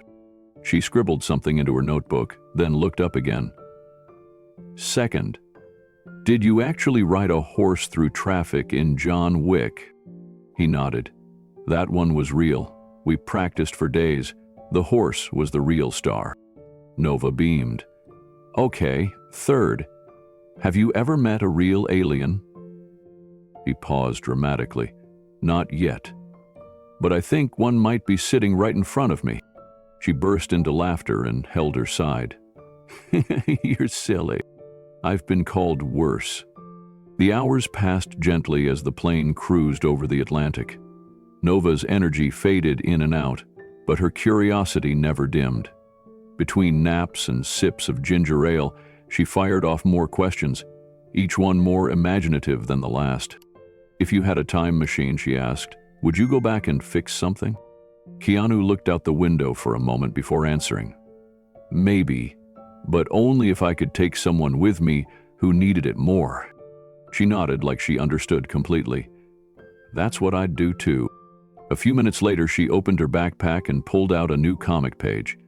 It showed her flying above a hospital, a glowing beacon in her chest, casting a light that healed every kid she flew over. Below her, the blood monster was shrinking, cowering in a corner. And just beside her, soaring on a motorcycle with wings, was a long-haired man in a black coat labeled Uncle Stardust. Keanu smiled when he saw it. That's me." "Of course it's you," she said. "You're part of the team now." He studied the drawing for a long moment, then looked at her. "Nova," he said gently. "Can I ask you something now?" She sat up straighter. "Sure. Why do you call him the blood monster?" She shrugged. "Because that's what he is. He hides inside people's blood, and he tries to make them sad and tired and scared. But if you shine bright enough, he can't live there anymore." Keanu's chest tightened. The clarity of her words cut deeper than anything a doctor could have said. She understood what was happening to her, and still, she chose light. "Has he ever scared you?" he asked softly. "Every day," she said. "But I don't tell Mom because she gets that look on her face, like she's already losing." Keanu reached for her hand. You don't have to hide your fear to protect her. Nova looked at him with those big, deep eyes. But if I cry, who will be strong? You can cry, he said. Crying doesn't make you weak. It means you're still fighting. And your mom, she's stronger than you think, just like you. Nova smiled slowly. Then she asked, Can I ask one more thing? Anything. Are you my uncle? The plane hummed quietly beneath them.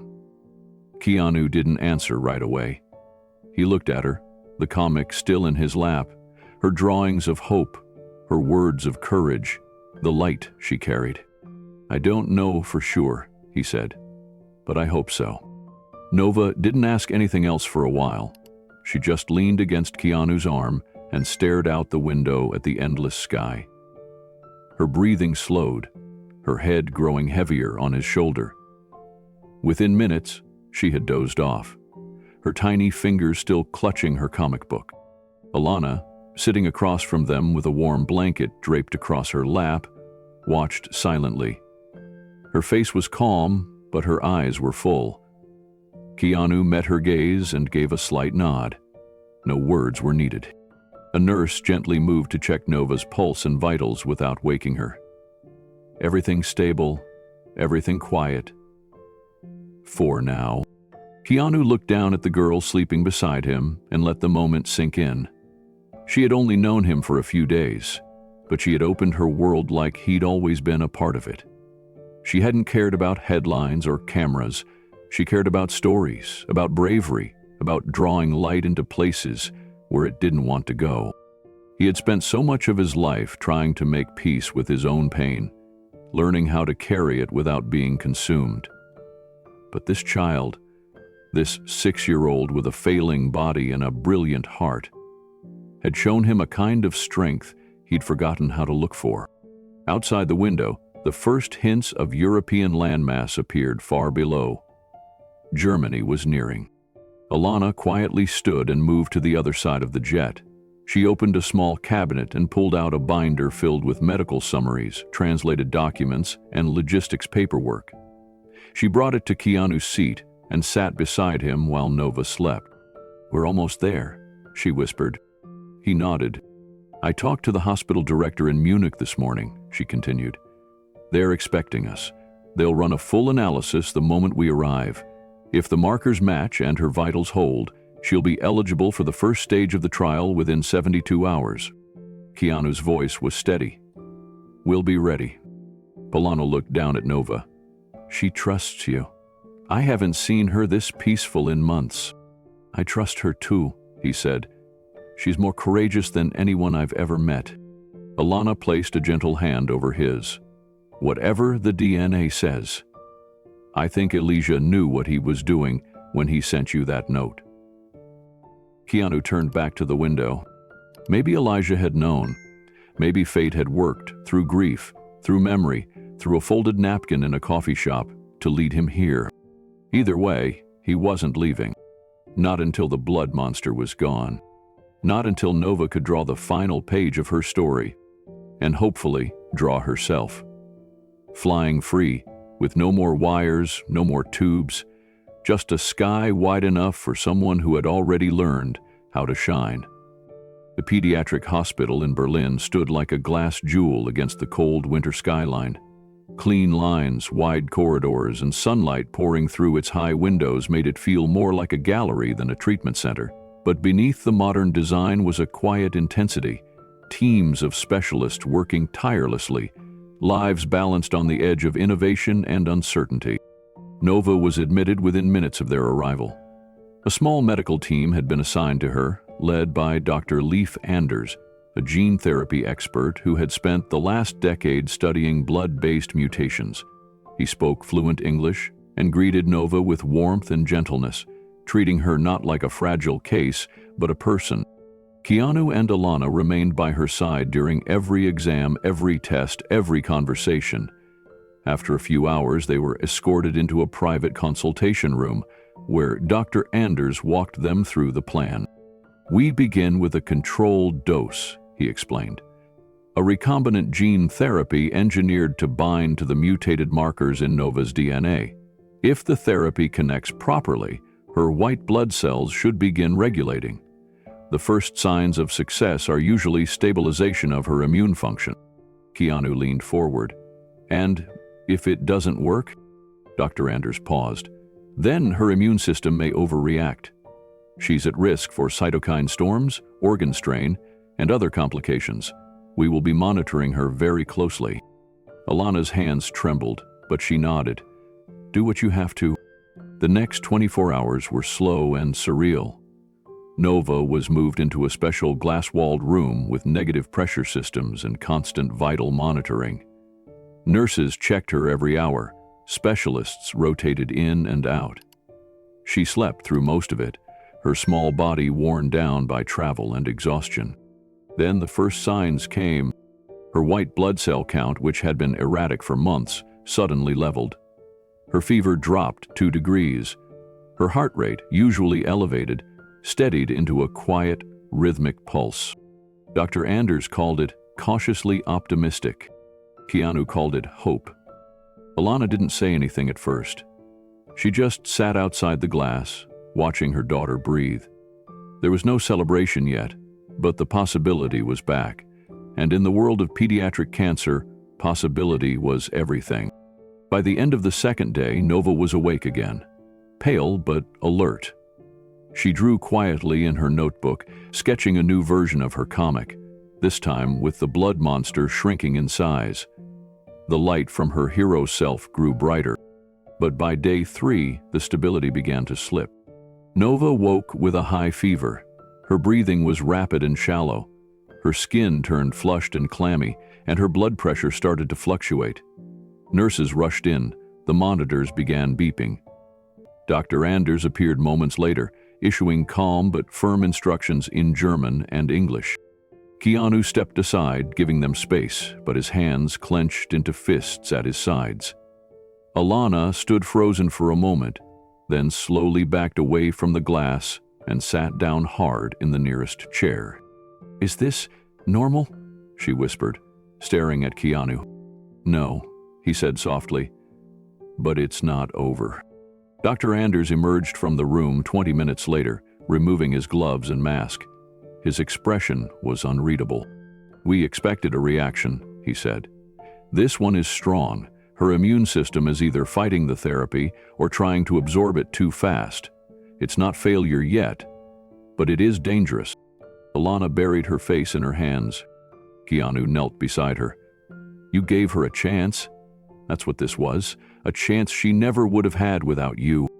"But what if I pushed her too hard?" she whispered. "What if I ruined her last days by chasing a miracle that doesn't exist?" "You didn't ruin her," he said, his voice low and firm. "You loved her enough to try, and that's more than most people ever do." Tears slipped down her cheeks as she shook her head. "I'm so tired, Keanu. I've been strong for so long, and I don't know how to watch her fade." "You're not watching her fade," he said. "You're helping her fight." Nova's fever remained dangerously high through the night. The nurses brought in cooling blankets and IV steroids to help regulate the reaction. Keanu stayed at the window, eyes locked on her small frame as it rose and fell with each breath.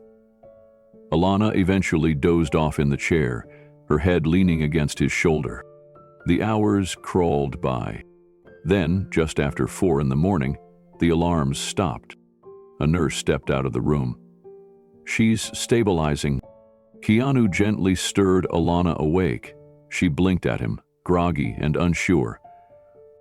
He nodded toward the door. Alana stood up and looked through the glass. Nova was still breathing, still fighting. Alana stepped closer to the glass, her breath catching as she watched Nova slowly shift in the bed. The girl was still asleep, but the restless twitching had calmed. Her chest rose and fell in steady rhythm, and the sweat on her forehead had lessened. "She made it through the night," Alana whispered. Keanu stood beside her, arms crossed over his chest, his face unreadable, but his eyes fixed on Nova like nothing else in the world existed. "And she'll Make it through the next.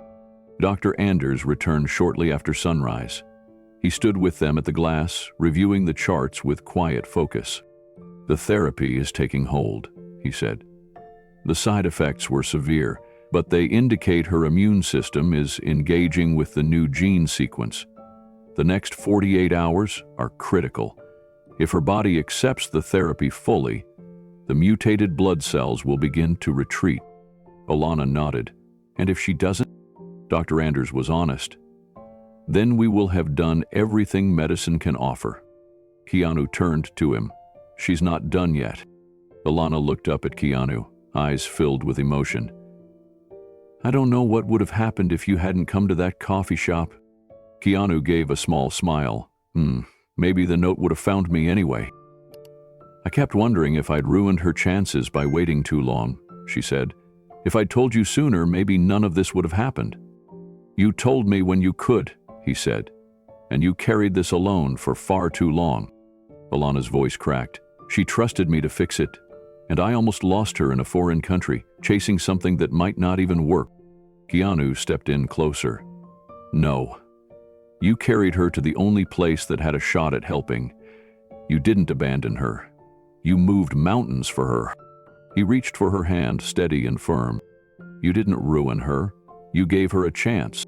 Alana looked through the glass again at Nova's sleeping form, the soft light of morning brushing against her pale skin. She closed her eyes and let the words sink in. I just want her to be okay, she whispered. Keanu didn't answer. He simply stood beside her, shoulder to shoulder, silent but present. Outside the hospital, the Berlin morning was waking up. But inside that quiet glass room, everything still hung in the balance. Between science and spirit. Between failure and grace. Between holding on and letting go. It started with a quiet alarm at 2:13 in the morning. A soft beep that turned into a blaring alert in seconds. Nova's heart rate dropped. Within moments, nurses and doctors were in the room, voices urgent but controlled, moving with the precision of people who had seen too much to ever panic. Keanu had been dozing in a chair beside her, his hand still wrapped gently around hers. He jolted awake at the first sound, eyes snapping open to see the monitors flashing in red. A nurse touched his shoulder, trying to move him out of the way, but he stood his ground, stepping aside only enough to let them work. Code blue, someone called out. Another nurse pushed a crash cart into the room. A doctor began chest compressions. Someone else checked her IV lines. Someone else placed a mask over her face. Alana, asleep just outside the room, woke to the sound of running footsteps. When she saw the lights flashing above her daughter's room, her knees buckled. Keanu was already there at the door, standing motionless, his eyes fixed on the chaos. She tried to step forward, but he gently caught her by the arms. They're doing everything, he said, his voice low and steady. We stay out of their way, let them fight. Alana pressed her hands to her mouth, barely holding back a cry. Her entire body was shaking. Inside the room, Nova's body lay motionless, pale, fragile, surrounded by a team of people trying to drag her back from the edge. Pulse is weak but returning, someone shouted. Keep compressions going, oxygen holding. Minutes passed like hours. Then another voice, more hopeful. She's stabilizing. The beeping slowed. The flashing lights stopped. The room fell into a sudden, sacred stillness. Dr. Anders emerged, pulling his mask down. We got her back, he said, for now. Alana collapsed into Keanu's arms. He held her tightly, saying nothing, just anchoring her there, refusing to let her fall all the way. They sat in silence for the next hour, watching through the glass as Nova was hooked up to more machines, her body barely moving beneath the blanket. When the nurses cleared out and the machines quieted, Keanu stood, walked back into the room, and took her hand again. She didn't respond, but he pulled out her comic book and opened it, his voice soft and steady as he began to read. Keanu flipped slowly through Nova's comic, his voice steady as he read aloud. In this issue, Nova was surrounded. The blood monster had grown stronger. Her energy was low, her light was fading, but she remembered, She wasn't alone. He looked at her pale, still face. Her hand felt weightless in his, and reached for the last bit of light she had left, not for herself, but for the people she loved. And she used it to blast the blood monster back into the dark. Ilana stood outside the room, watching. Keanu's voice wrapped around the silence, not breaking it, but giving it shape. He read, like it mattered, like the words were medicine. "Still in there," he whispered to himself. "Still fighting." He closed the comic and set it gently beside her bed. Then he leaned closer, brushed a stray hair from her forehead, and said, "You still got more chapters to finish." Ilana came in, sat beside him, and took Nova's other hand. "She used to tell stories to help herself fall asleep," Ilana said softly. "But now, I think they're keeping her alive." "Made her own," Keanu said. "She made her own light." The hours passed. Nurses came and went. The machines held steady. Then, just before sunrise, Nova stirred. Her eyelids fluttered. Her lips parted. Her voice was barely a breath. "Did we win?" Keanu leaned in closer, gripping Nova's hand as her eyes blinked slowly open. Her breathing was shallow but steady, her lips dry, her voice barely a whisper. "Did we win?" she asked again, her gaze fixed on him, searching for something. Truth? Comfort? Maybe just a reason to keep going. He nodded slowly, a tear slipping down his cheek before he could stop it. "You're still here," he said, voice breaking. "You're still fighting, kiddo. That's winning enough." Nova gave a faint, tired smile. "Good. I didn't want the monster to win while I was sleeping." Ilana let out a shaky breath and leaned over the bed, pressing her forehead gently to her daughter's. "You scared me, baby. But you came back. You're so strong." "I heard you reading," Nova whispered. Keanu smiled, surprised. "You did?" "Mm-hmm," she murmured. "I dreamed the light was still working." He chuckled softly and reached for her comic book, which was now gently folded at the edge of the bed. "You left off at the best part." She gave a weak nod. "The part where everything goes dark." He tapped the page, and then the light comes back, even brighter. Nova's eyes fluttered, but she was fighting to stay awake, to stay present. "Will you draw it with me later?" "Absolutely," Keanu said. "We'll finish it together." Ilana wiped her face with the back of her hand and looked at Keanu. "She always finishes what she starts." "I can see that," he said. She didn't give up, not even when it got bad. Nova's voice was even softer now. "Do you think Grandpa Elijah would be proud?" Keanu squeezed her hand gently. "I think he's smiling right now, just like we are." Nova smiled faintly, her eyelids growing heavier.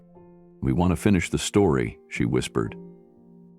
"You will," Keanu said. "But right now you need to rest. We've still got battles ahead. Promise you won't go?" He leaned down and kissed the top of her hand. "I'm not going anywhere." She let out a long breath and finally let her eyes close. Peaceful, resting, still alive.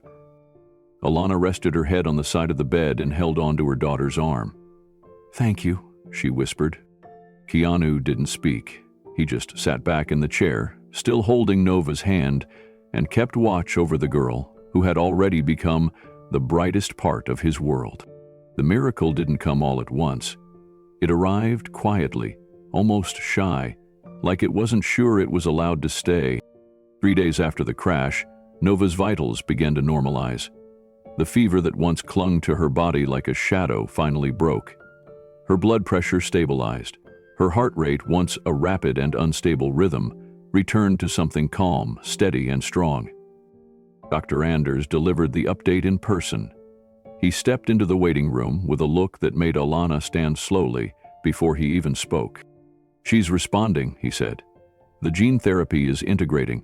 The latest biopsy showed the mutated cells are beginning to retreat.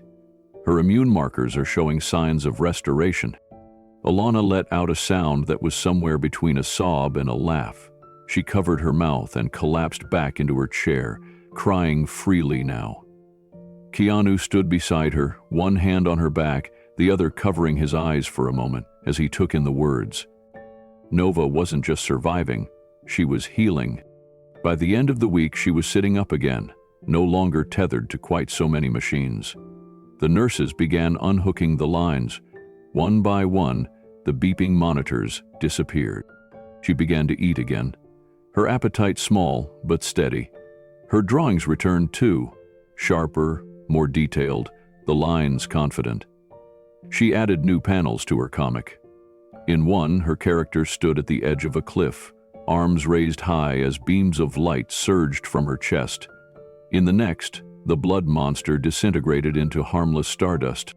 Keanu brought her books, puzzles, markers from a toy store downtown. He stayed most nights on the cot beside her bed, just in case she woke and reached for a hand. He started reading to her again, books about stars, space, distant galaxies. And in return, she asked questions no adult could answer without wonder. Do you think stars remember us after we're gone? Can light be sad? What happens to the dreams people forget? Keanu didn't always have answers, but he listened. And somewhere in the listening, something inside him began to return, a part of him he'd buried long ago with his sister. Then, on a quiet morning, Nova stood. Not long, not steady, but it was real. And the first sound she made was a giggle, a real, honest, belly-born laugh. Keanu frowns. That laugh, he hadn't heard anything like it since Kim. The laugh caught him off guard. It was bright, unexpected, and pure. Keanu was standing at the window when he heard it. He turned, slowly, half afraid he'd imagined it. But there she was, Nova, balancing herself with one hand on the bed rail, the other reaching out toward her comic book. She looked up and caught him staring. I stood up, she said proudly, as if announcing the weather. My legs didn't wobble this time. He crossed the room in 2 strides, kneeling beside her. That was amazing. Nova grinned. You missed the part where I zapped the blood monster's feet. He tripped over himself. Keanu laughed. He couldn't help it. It was involuntary, almost startled. Then he sat back on the edge of her bed, trying to swallow the lump in his throat. You scared us, he said gently. Scared me too, Nova replied, but I think my light came back. He reached for her hand. It did, and it's stronger than ever. She looked down at their fingers, then up at him. Are you going to leave when I get better? The question hit harder than he expected. Keanu took a slow breath before answering. No, he said. I'm not leaving. Promise? Promise, he repeated. I've left people before, too many. I've lost people too, but not this time. Nova seemed satisfied with that. She curled back into the blankets, her smile still resting on her face like it had always belonged there. That evening, Dr. Anders returned with the latest results. The gene therapy had officially crossed the second threshold. Nova's cells were showing long-term integration. It meant the treatment was no longer just surviving in her body, it was working with it. The blood mutation was weakening. Her body was healing itself. It's rare, he told them, but this is a miracle in motion. Keanu stayed quiet. Alana cried again, but this time they were tears of release, of joy she hadn't dared to feel in months. Later that night, after Nova had drifted off to sleep, Keanu stepped out onto the balcony just outside the pediatric wing. The air was cold and clean. Berlin's lights blinked below, like stars had settled on the ground. He looked up at the sky, hands deep in his coat pockets. I'm not letting go this time, he whispered. And he meant it, every word. The days that followed moved differently. Nova's room no longer felt like a battlefield. It felt like a recovery zone. Nurses walked in with softer steps. Her monitors beeped at calmer rhythms. And every hour brought something new. color to her cheeks, strength in her legs, light in her eyes. One morning, she asked for a hairbrush. Her hair was still thin, patchy from the months of treatment, but she wanted to comb what remained. Alana helped her, tears in her eyes, as she braided the strands gently, like handling threads of gold. That same day, Nova walked from her bed to the hallway with a walker. Just a few steps, but to her, it was a parade. The staff clapped. One nurse handed her a paper crown. Nova wore it like royalty. Keanu walked beside her every step, his hand hovering just behind her shoulder, ready but not holding. Letting her do it. Letting her own it. "You're basically a superhero," he said. "I am a superhero," Nova corrected. "Didn't you read my comic?" He smiled. "I've read every page." They returned to her room, where she collapsed into bed, exhausted but glowing. She reached for her notebook again and began sketching a new scene. This one with a new villain. The Phantom Doubt. A creature that whispered lies into heroes' ears, telling them they weren't strong enough. But in Nova's story, the hero didn't listen. "Where's Stardust?" Keanu asked as he looked at the page. Nova grinned. "He's in every panel now. He doesn't need to fight all the time. Just being there is enough." Keanu looked at her, then at Alana, who sat watching from the corner, a hand over her heart. Everything in him felt different now. Grounded, realigned. He'd spent so long running from loss, trying to make peace with things he couldn't change. But now he was part of something else, something fragile and beautiful and worth holding on to. That night, as Nova slept, Keanu sat beside her with the notebook in his lap. He flipped to a blank page, and without overthinking it, he began to draw. Not a monster, not a battle, but a house, a sky, a small girl with a crown, and beside her, a man in a long coat, not walking away, but staying. The plane touched down in Los Angeles under a warm, cloudless sky. After months in Berlin, the return felt surreal. The air was familiar, the city wide awake with motion, but something had shifted. For Nova, the world looked brighter. For Alana, the weight had lifted. For Keanu, everything had changed. They stepped off the jet together, Nova in a hoodie 3 sizes too big, her sneakers lighting up with every careful step. She squinted in the California sun, her small hand reaching up to grasp Keanu's. "You smell like sunshine," she said, wrinkling her nose at the heat. Keanu laughed. "That's just LA's exhaust." Alana followed closely behind, her arms full of medical forms and discharge instructions, but her eyes weren't on the paperwork, they were on her daughter, walking, laughing, alive. A few weeks later, the official test results came in. Nova was in remission. No trace of the blood mutation remained in her body. Her cells had accepted the gene therapy fully. She was cleared for outpatient care and regular follow-ups, but no more hospital beds, no more tubes, no more whispered worries about what came next. Keanu was there when Dr. Heller called with the final update. He was sitting in his backyard, watching the sunset, when his phone buzzed. "Congratulations," Heller said. "She's one of the first full pediatric remissions from the trial."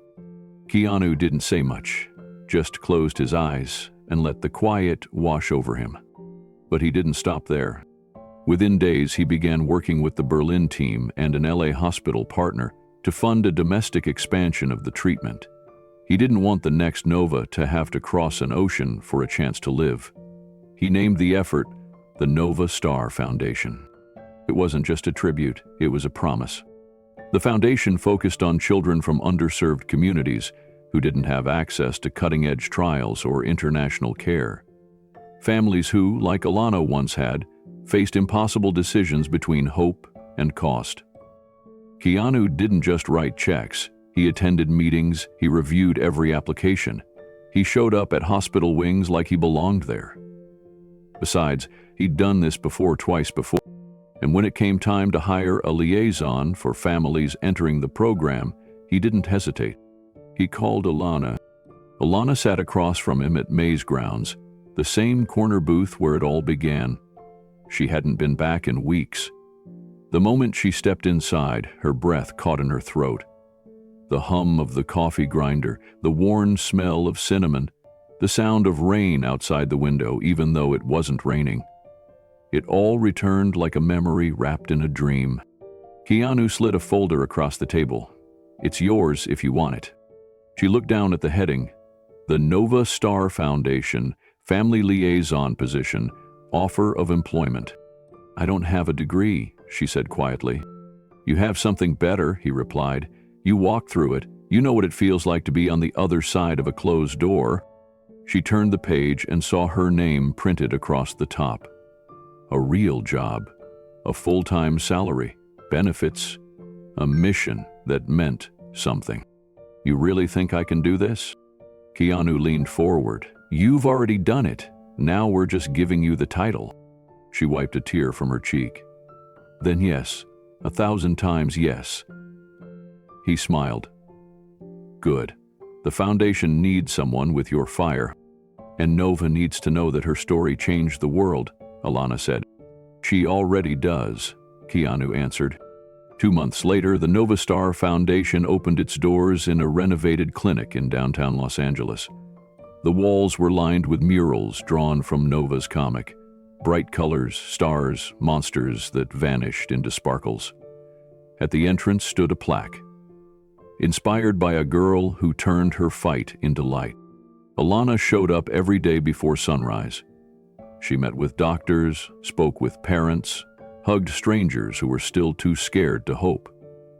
Her presence became the heart of the foundation. She translated medical jargon into something families could understand. She remembered every child's name, every diagnosis. Keanu visited often, never flashy, never with cameras. He'd stop by with snacks or books for the waiting room. He sat quietly with parents in hallways. He never told them who he was. He didn't have to. And every Friday afternoon, without fail, he visited Nova. Sometimes he brought puzzles, other times new markers or mystery books. But he always stayed for dinner. She called him Uncle K now, and he'd never missed a week. Their Friday tradition became sacred. Keanu would knock once, Nova would answer wearing a cape or a crown, depending on the mood, and dinner would be some rotating blend of Alana's cooking and Keanu's takeout bags. He never came empty-handed. Nova never let him leave without reading at least one comic panel aloud. They didn't talk about hospitals anymore. Not much. The medical charts had been replaced by art projects, pill bottles by glitter markers. Keanu still checked in with Dr. Heller every week, quietly, in the background. But in the house where Nova lived, the word remission had become something distant. It wasn't denial. It was living. One night, after Nova had fallen asleep on the couch mid-drawing, Keanu and Alana sat outside on the front steps. The city hummed in the distance, but the block was calm. "She calls you Uncle K like she always knew you," Alana said. He smiled. "Feels like I've known her forever." "You've changed her life, Keanu." He shook his head. "She changed mine." Alana nodded slowly. "Do you ever think about how strange it is? All of this? A napkin. A name. A note from a man we both lost." "I think about it every day," he said. "And I think, some things don't happen by accident." There was a pause. Not heavy, just real. Alana turned toward him. "So what now?" Keanu looked up at the sky, the stars faint above the city lights. "Now we build. More hospitals, more kids. No more waiting for miracles to find them. And if she ever relapses?" He looked at her, steady and certain. "We'll fight again, and again after that." Alana smiled, tears welling in her eyes. "Then I guess we're family now." "We always were," Keanu said. "We just didn't know it yet." Inside, Nova stirred, rolled over on the couch, still clutching her comic. The latest chapter was titled, "The Hero Who Stayed," and in the corner of the last page, Drawn in soft pencil was a caped figure with a long coat and a steady smile, kneeling beside the girl with stardust in her hands. The blood monster was nowhere to be seen. He'd already lost. The envelope arrived on a quiet Tuesday morning, tucked between foundation invoices and handwritten letters from families. It was plain, no logo, no dramatic seal, just Keanu's name printed neatly on the front. He knew what it was before he even opened it. The DNA results. He sat alone in his home office, the curtains drawn against the Los Angeles sun. On the wall behind him hung Nova's first framed comic, the one she'd titled "The Day We Almost Lost." It was signed in purple ink with a glittery heart and the words, "For Uncle K, my favorite stardust." He turned the envelope over in his hands for several minutes, debating whether to open it at all. Part of him had hoped the lab might forget, that the test would vanish into the system unresolved. But here it was, waiting. He peeled the flap open slowly, removed the single sheet, and read it in silence. The words were clinical, no emotion, just data. The conclusion was clear. Probability of biological relation, 0%. No match. No shared DNA. Keanu stared at the paper. No anger, no sadness, just a strange stillness. He folded it once, then again. Stood up. Walked into the living room where the fireplace waited. There was no fire yet, just the faint scent of ash and old cedar. He knelt down, struck a match, and held it to the edge of the paper. Flame licked across the corner, curling the report into blackened memory. He watched it turn to smoke. Alana called an hour later. "Did you get the envelope?" "I did," he said simply.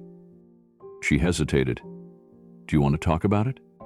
Keanu looked at the fireplace, still warm. "There's nothing to talk about." "I'm sorry," she said quietly. He shook his head even though she couldn't see it. "Don't be." "But he was your father," she said. We thought wrong," Keanu finished gently. "But it doesn't change a thing." Silence hung between them. "She's still mine," he said. "That doesn't come from blood. That comes from choosing." Alana exhaled. "She'll never know the difference."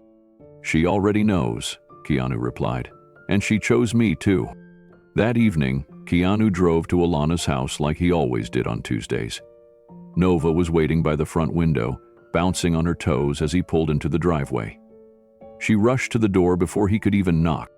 "You're late," she declared with mock seriousness. "I'm right on time," he smiled, lifting a paper bag filled with dumplings. Nova grinned and took the bag from his hand. "Okay, maybe I forgive you." Alana watched from the kitchen as they settled into their usual routine. Comics spread across the coffee table, markers scattered everywhere, Keanu on the floor, pretending not to understand how capes were supposed to work. She waited until Nova was drawing to slip into the hallway and ask quietly, "Are you sure you're okay?" Keanu nodded. "I'm more than okay. I keep thinking I pulled you into all of this because of a maybe, a guess. And now that we know..." He held up a hand. "Stop, none of that. You didn't pull me into anything. I walked in, I stayed, I chose to." Alana's voice softened. "I just don't want you to feel like we used you." "You didn't," he said firmly. "You opened the door. I stepped through." She smiled, eyes glassy. "She calls you family without even thinking about it." "Because that's what she is to me," he said.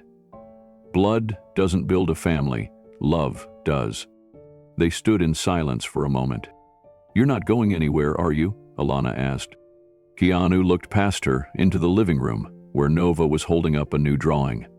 She had drawn 3 stick figures holding hands beneath a sky of shooting stars. Each figure was labeled in crayon: Mom, Nova, and Uncle K. "No," he said softly. "I'm not going anywhere." When Alana returned to the kitchen, Nova called out, "Mom, look, I gave Uncle K his own constellation." Keanu laughed and leaned over her shoulder. The drawing showed a cluster of stars shaped like a long coat and a big heart. "What's this one called?" he asked. Nova didn't hesitate. "The Guardian." He nodded, touched beyond words. "I like that." "Me too," she said. "It means you're in my sky forever." Later that night, after dinner and comics and one too many cookies, Nova fell asleep on the couch, her head resting on Keanu's arm. Alana covered her with a blanket and turned down the lights. Keanu stayed right where he was, careful not to move, watching her sleep. It was quiet, peaceful, one of those rare moments when time seemed to pause. "He doesn't know about the test," Alana said softly. "She doesn't need to," Keanu replied. "All she knows is that I'm here, and I always will be." Alana sat on the armrest across from him. "What made you so sure?" Keanu looked at Nova. "Because I heard her laugh when she stood up for the first time. Because she called me back when everyone else said it was over. Because she trusted me before I earned it." He paused, voice low. "Because I lost a sister, and now I've found something I never thought I'd feel again." Alana wiped a tear from her cheek and smiled.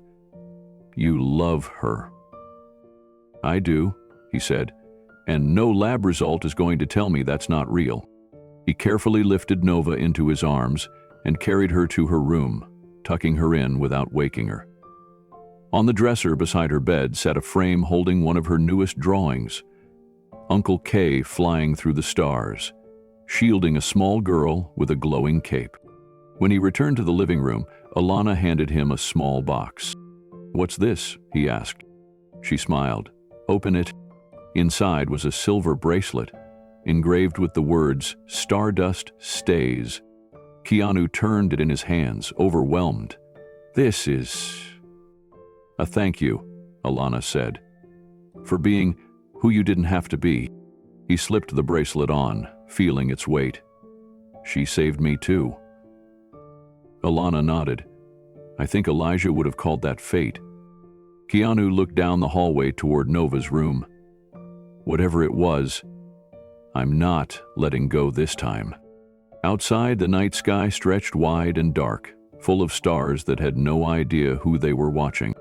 But down here, in a quiet home on a quiet street, a little girl had drawn her own constellation and filled it with the people who chose to stay. A soft rain tapped against the wide front windows of the newly renovated café. The old sign that once read "Maze Grounds" had been replaced with carefully hand-painted letters in warm gold. "Nova's Light." Beneath the name was a simple phrase written in script: "Fuel for the body, fire for the soul." Inside, the smell of fresh espresso mingled with cinnamon and aged wood. It wasn't just a coffee shop anymore. During the day, it served the same honest drinks and pastries the locals loved. But in the evenings, it transformed. The tables were rearranged, lights dimmed, and the back room opened to become a gathering space for cancer support groups, DNA reconnection services, and family reunion initiatives. Flyers lined the bulletin board offering free assistance for those tracing their family history or in need of affordable treatment resources. The place pulsed with quiet purpose, built on the ripple that had begun with a simple note. Keanu sat alone in the corner booth, the same one where he had first met Alana. The light from the hanging bulb above cast a golden hue over the dark walnut table. He wasn't wearing anything flashy, just a gray hoodie, jeans, and his usual quiet demeanor. But he looked content. Peaceful, even. The bell above the cafe door jingled softly as someone entered, but Keanu didn't look up. His gaze remained on the framed item now hanging on the wall to his right. A piece of paper, old and slightly faded, behind glass. "Ask your father about Elijah Mason, 1972. Your niece has leukemia." That note had changed everything. Alana approached, dressed in a simple black apron over a navy blue shirt, holding a steaming cup in her hand. She placed it gently in front of Keanu and smiled. "Just coffee, black," she said softly. Keanu chuckled under his breath and nodded. Some things don't change. They shared a quiet moment, the kind that didn't need any explaining. the kind where everything that had happened, all the chaos and revelation, seemed to fold into the warmth of the present. Outside, the rain continued to fall, but inside Nova's light, it felt like the sun had never stopped shining.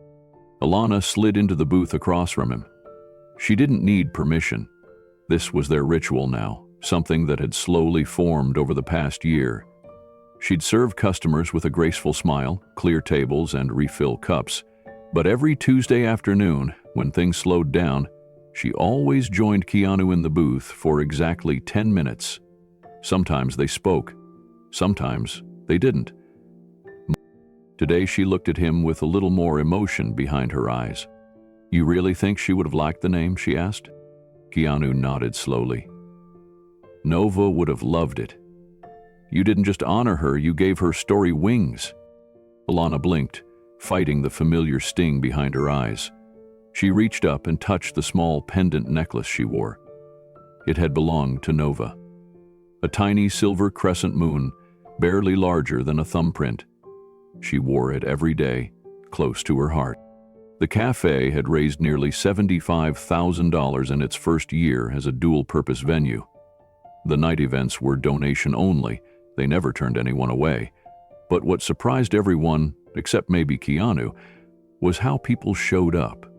Not just to give money, but to share stories, reunite with lost family, support strangers, celebrate healing. "Did you hear about the woman who found her half-sister here last week?" Alana asked. He smiled. "She's the one who asked if you were the girl from the story." Alana laughed softly. "I guess I'm part of a story now." "You are the story," Keanu said, sipping his coffee. "And you gave it to the world." The framed note on the wall behind him seemed to pulse with deeper meaning. It wasn't just a clue. It had become a symbol. A reminder that even the smallest act, a waitress slipping a note to a stranger, could change the course of lives. A teenage boy approached their booth quietly, holding a large envelope. "Hi, sorry to interrupt," he said shyly. Keanu turned and offered a warm smile. "You're not interrupting." The boy looked to Alana. "My mom said to give this to you. She came to the fundraiser for Nova's Light back in March, said you helped her find her birth mother. She wanted you to have this." He handed the envelope to Alana, bowed his head slightly, then walked back toward the front, where his mother was waiting. Alana opened it gently, her hands trembling. Inside was a photo. Two women, one older and one younger, laughing with tears in their eyes, hugging in front of the cafe. Beneath it was a short note, handwritten in neat script. "You saved 2 lives that day. Thank you for lighting the way." Alana stared at the photo for a long time. Her fingers gently brushed the edge, as if afraid it might disappear. Keanu remained silent, letting the weight of the moment settle between them. No words were needed. The letter, the faces, the stories born from a single note, all of it spoke louder than anything they could say. She finally folded the letter carefully and tucked it beside her, glancing up at Keanu. "It still feels unreal sometimes," she whispered. "All this because I passed a note to a stranger." Keanu smiled. "You didn't just pass a note. You passed a legacy." A group of volunteers entered the cafe, heading toward the back room to set up for the evening's family tracing clinic. One of them waved at Keanu with a grateful look. Another quietly replaced an empty flyer rack with fresh brochures. Life here had become bigger than the coffee. It had become a place where truth didn't hide, and strangers could become family. Keanu glanced around the space. The tables had new polish, but the walls still held their old charm. The piano in the corner, once unused, now hosted community music nights. A bookshelf near the window was filled with memoirs and letters people had chosen to share, some joyful, some heartbreaking, all real. His eyes returned to the framed note. There had been a time when that note felt like a trapdoor beneath his life. It had pulled him into a past he wasn't ready to face. But now, he saw it differently. It wasn't a warning. It was a bridge. a bridge between stories, between generations, between wounds and healing. Alana followed his gaze and leaned back against the booth. "I never told you this," she said, her voice softer now. "But the first time you walked in, I thought, he looks like someone who's waiting to be found." Keanu turned toward her, eyes kind. "Maybe I was." Outside, the rain had stopped. The clouds parted just enough for a single beam of sunlight to pierce through the gray. It struck the glass frame on the wall, casting a golden shimmer over the words that started it all. In that quiet corner of Nova's light, the full circle closed, not with applause, but with peace. The ballroom shimmered with soft golden light, the kind that made everything feel timeless. Strings of white orchids dangled from the ceiling, and hundreds of small candles flickered on every table, casting a gentle glow over the evening. The gala was the largest yet, an annual fundraiser for pediatric cancer research, organized by the team behind Nova's Light and the foundation that had grown from its work. Doctors, families, researchers, donors, and former patients filled the room. Laughter mingled with tears as people shared stories of loss and triumph. But tonight's most anticipated moment wasn't a speech by a celebrity or a surprise donation. It was a little girl. Nova, now 7 years old, stood on the edge of the stage in a soft white dress with a sash that shimmered like moonlight. Her hair had grown back, thick and dark, tied into a side braid that bounced when she moved. She clutched the microphone with both hands, her small fingers trembling just slightly. But her eyes, those deep, curious, fearless eyes, were steady. The host gave her a quiet nod from the side. Nova stepped forward. She began her speech with a shy smile, but as she spoke, something happened. Her voice grew stronger, word by word. She talked about the machines, the pokes, the scary nights in the hospital, but also the nurses who sang to her, the books her mom read at her bedside, and the people who believed she would make it. Even when the doctors weren't so sure. She paused, looked out over the crowd. Her gaze landed on one man sitting near the back. "And one day," she said, "a man came into my life who didn't treat me like I was broken. He didn't cry when I was sick. He didn't promise magic. He just listened. And he told me stories." A ripple of emotion passed through the crowd. Keanu sat still, hands folded, his eyes locked on her. "I learned that heroes don't always wear capes or fly through the sky," Nova said. "Sometimes they just sit with you, or bring you soup, or carry you through the scary stuff without saying a word." Then she smiled wide. "My hero isn't Neo." The room went quiet. "My hero is my Uncle Keanu." The crowd rose to their feet in a wave of emotion. Applause thundered through the ballroom. Some clapped with both hands over their hearts. Others wiped tears from their cheeks as they stood. The ovation went on for almost a full minute. Nova didn't bow. She didn't need to. She simply smiled, her small hand still gripping the mic, and gave a tiny wave before walking back down the steps toward her mother. Alana was already crying as she pulled her daughter into her arms. Their embrace said everything.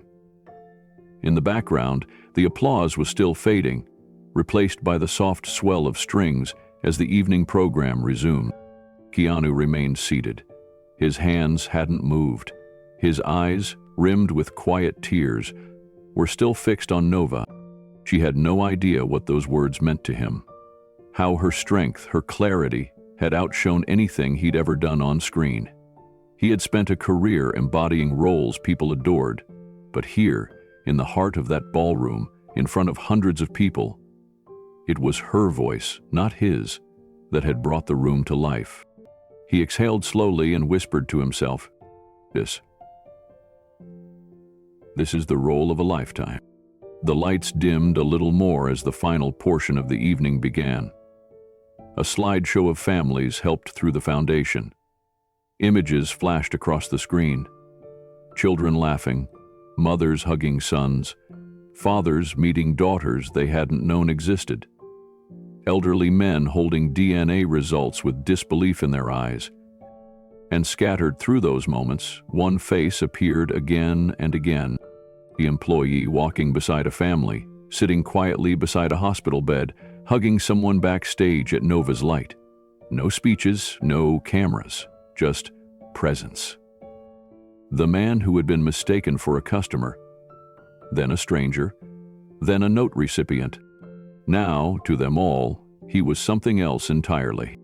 The host returned to the stage and, through misty eyes, began closing the event. "I've interviewed hundreds of celebrities, politicians, and public figures," she said. "But the people I admire most are the ones who show up when the lights are off."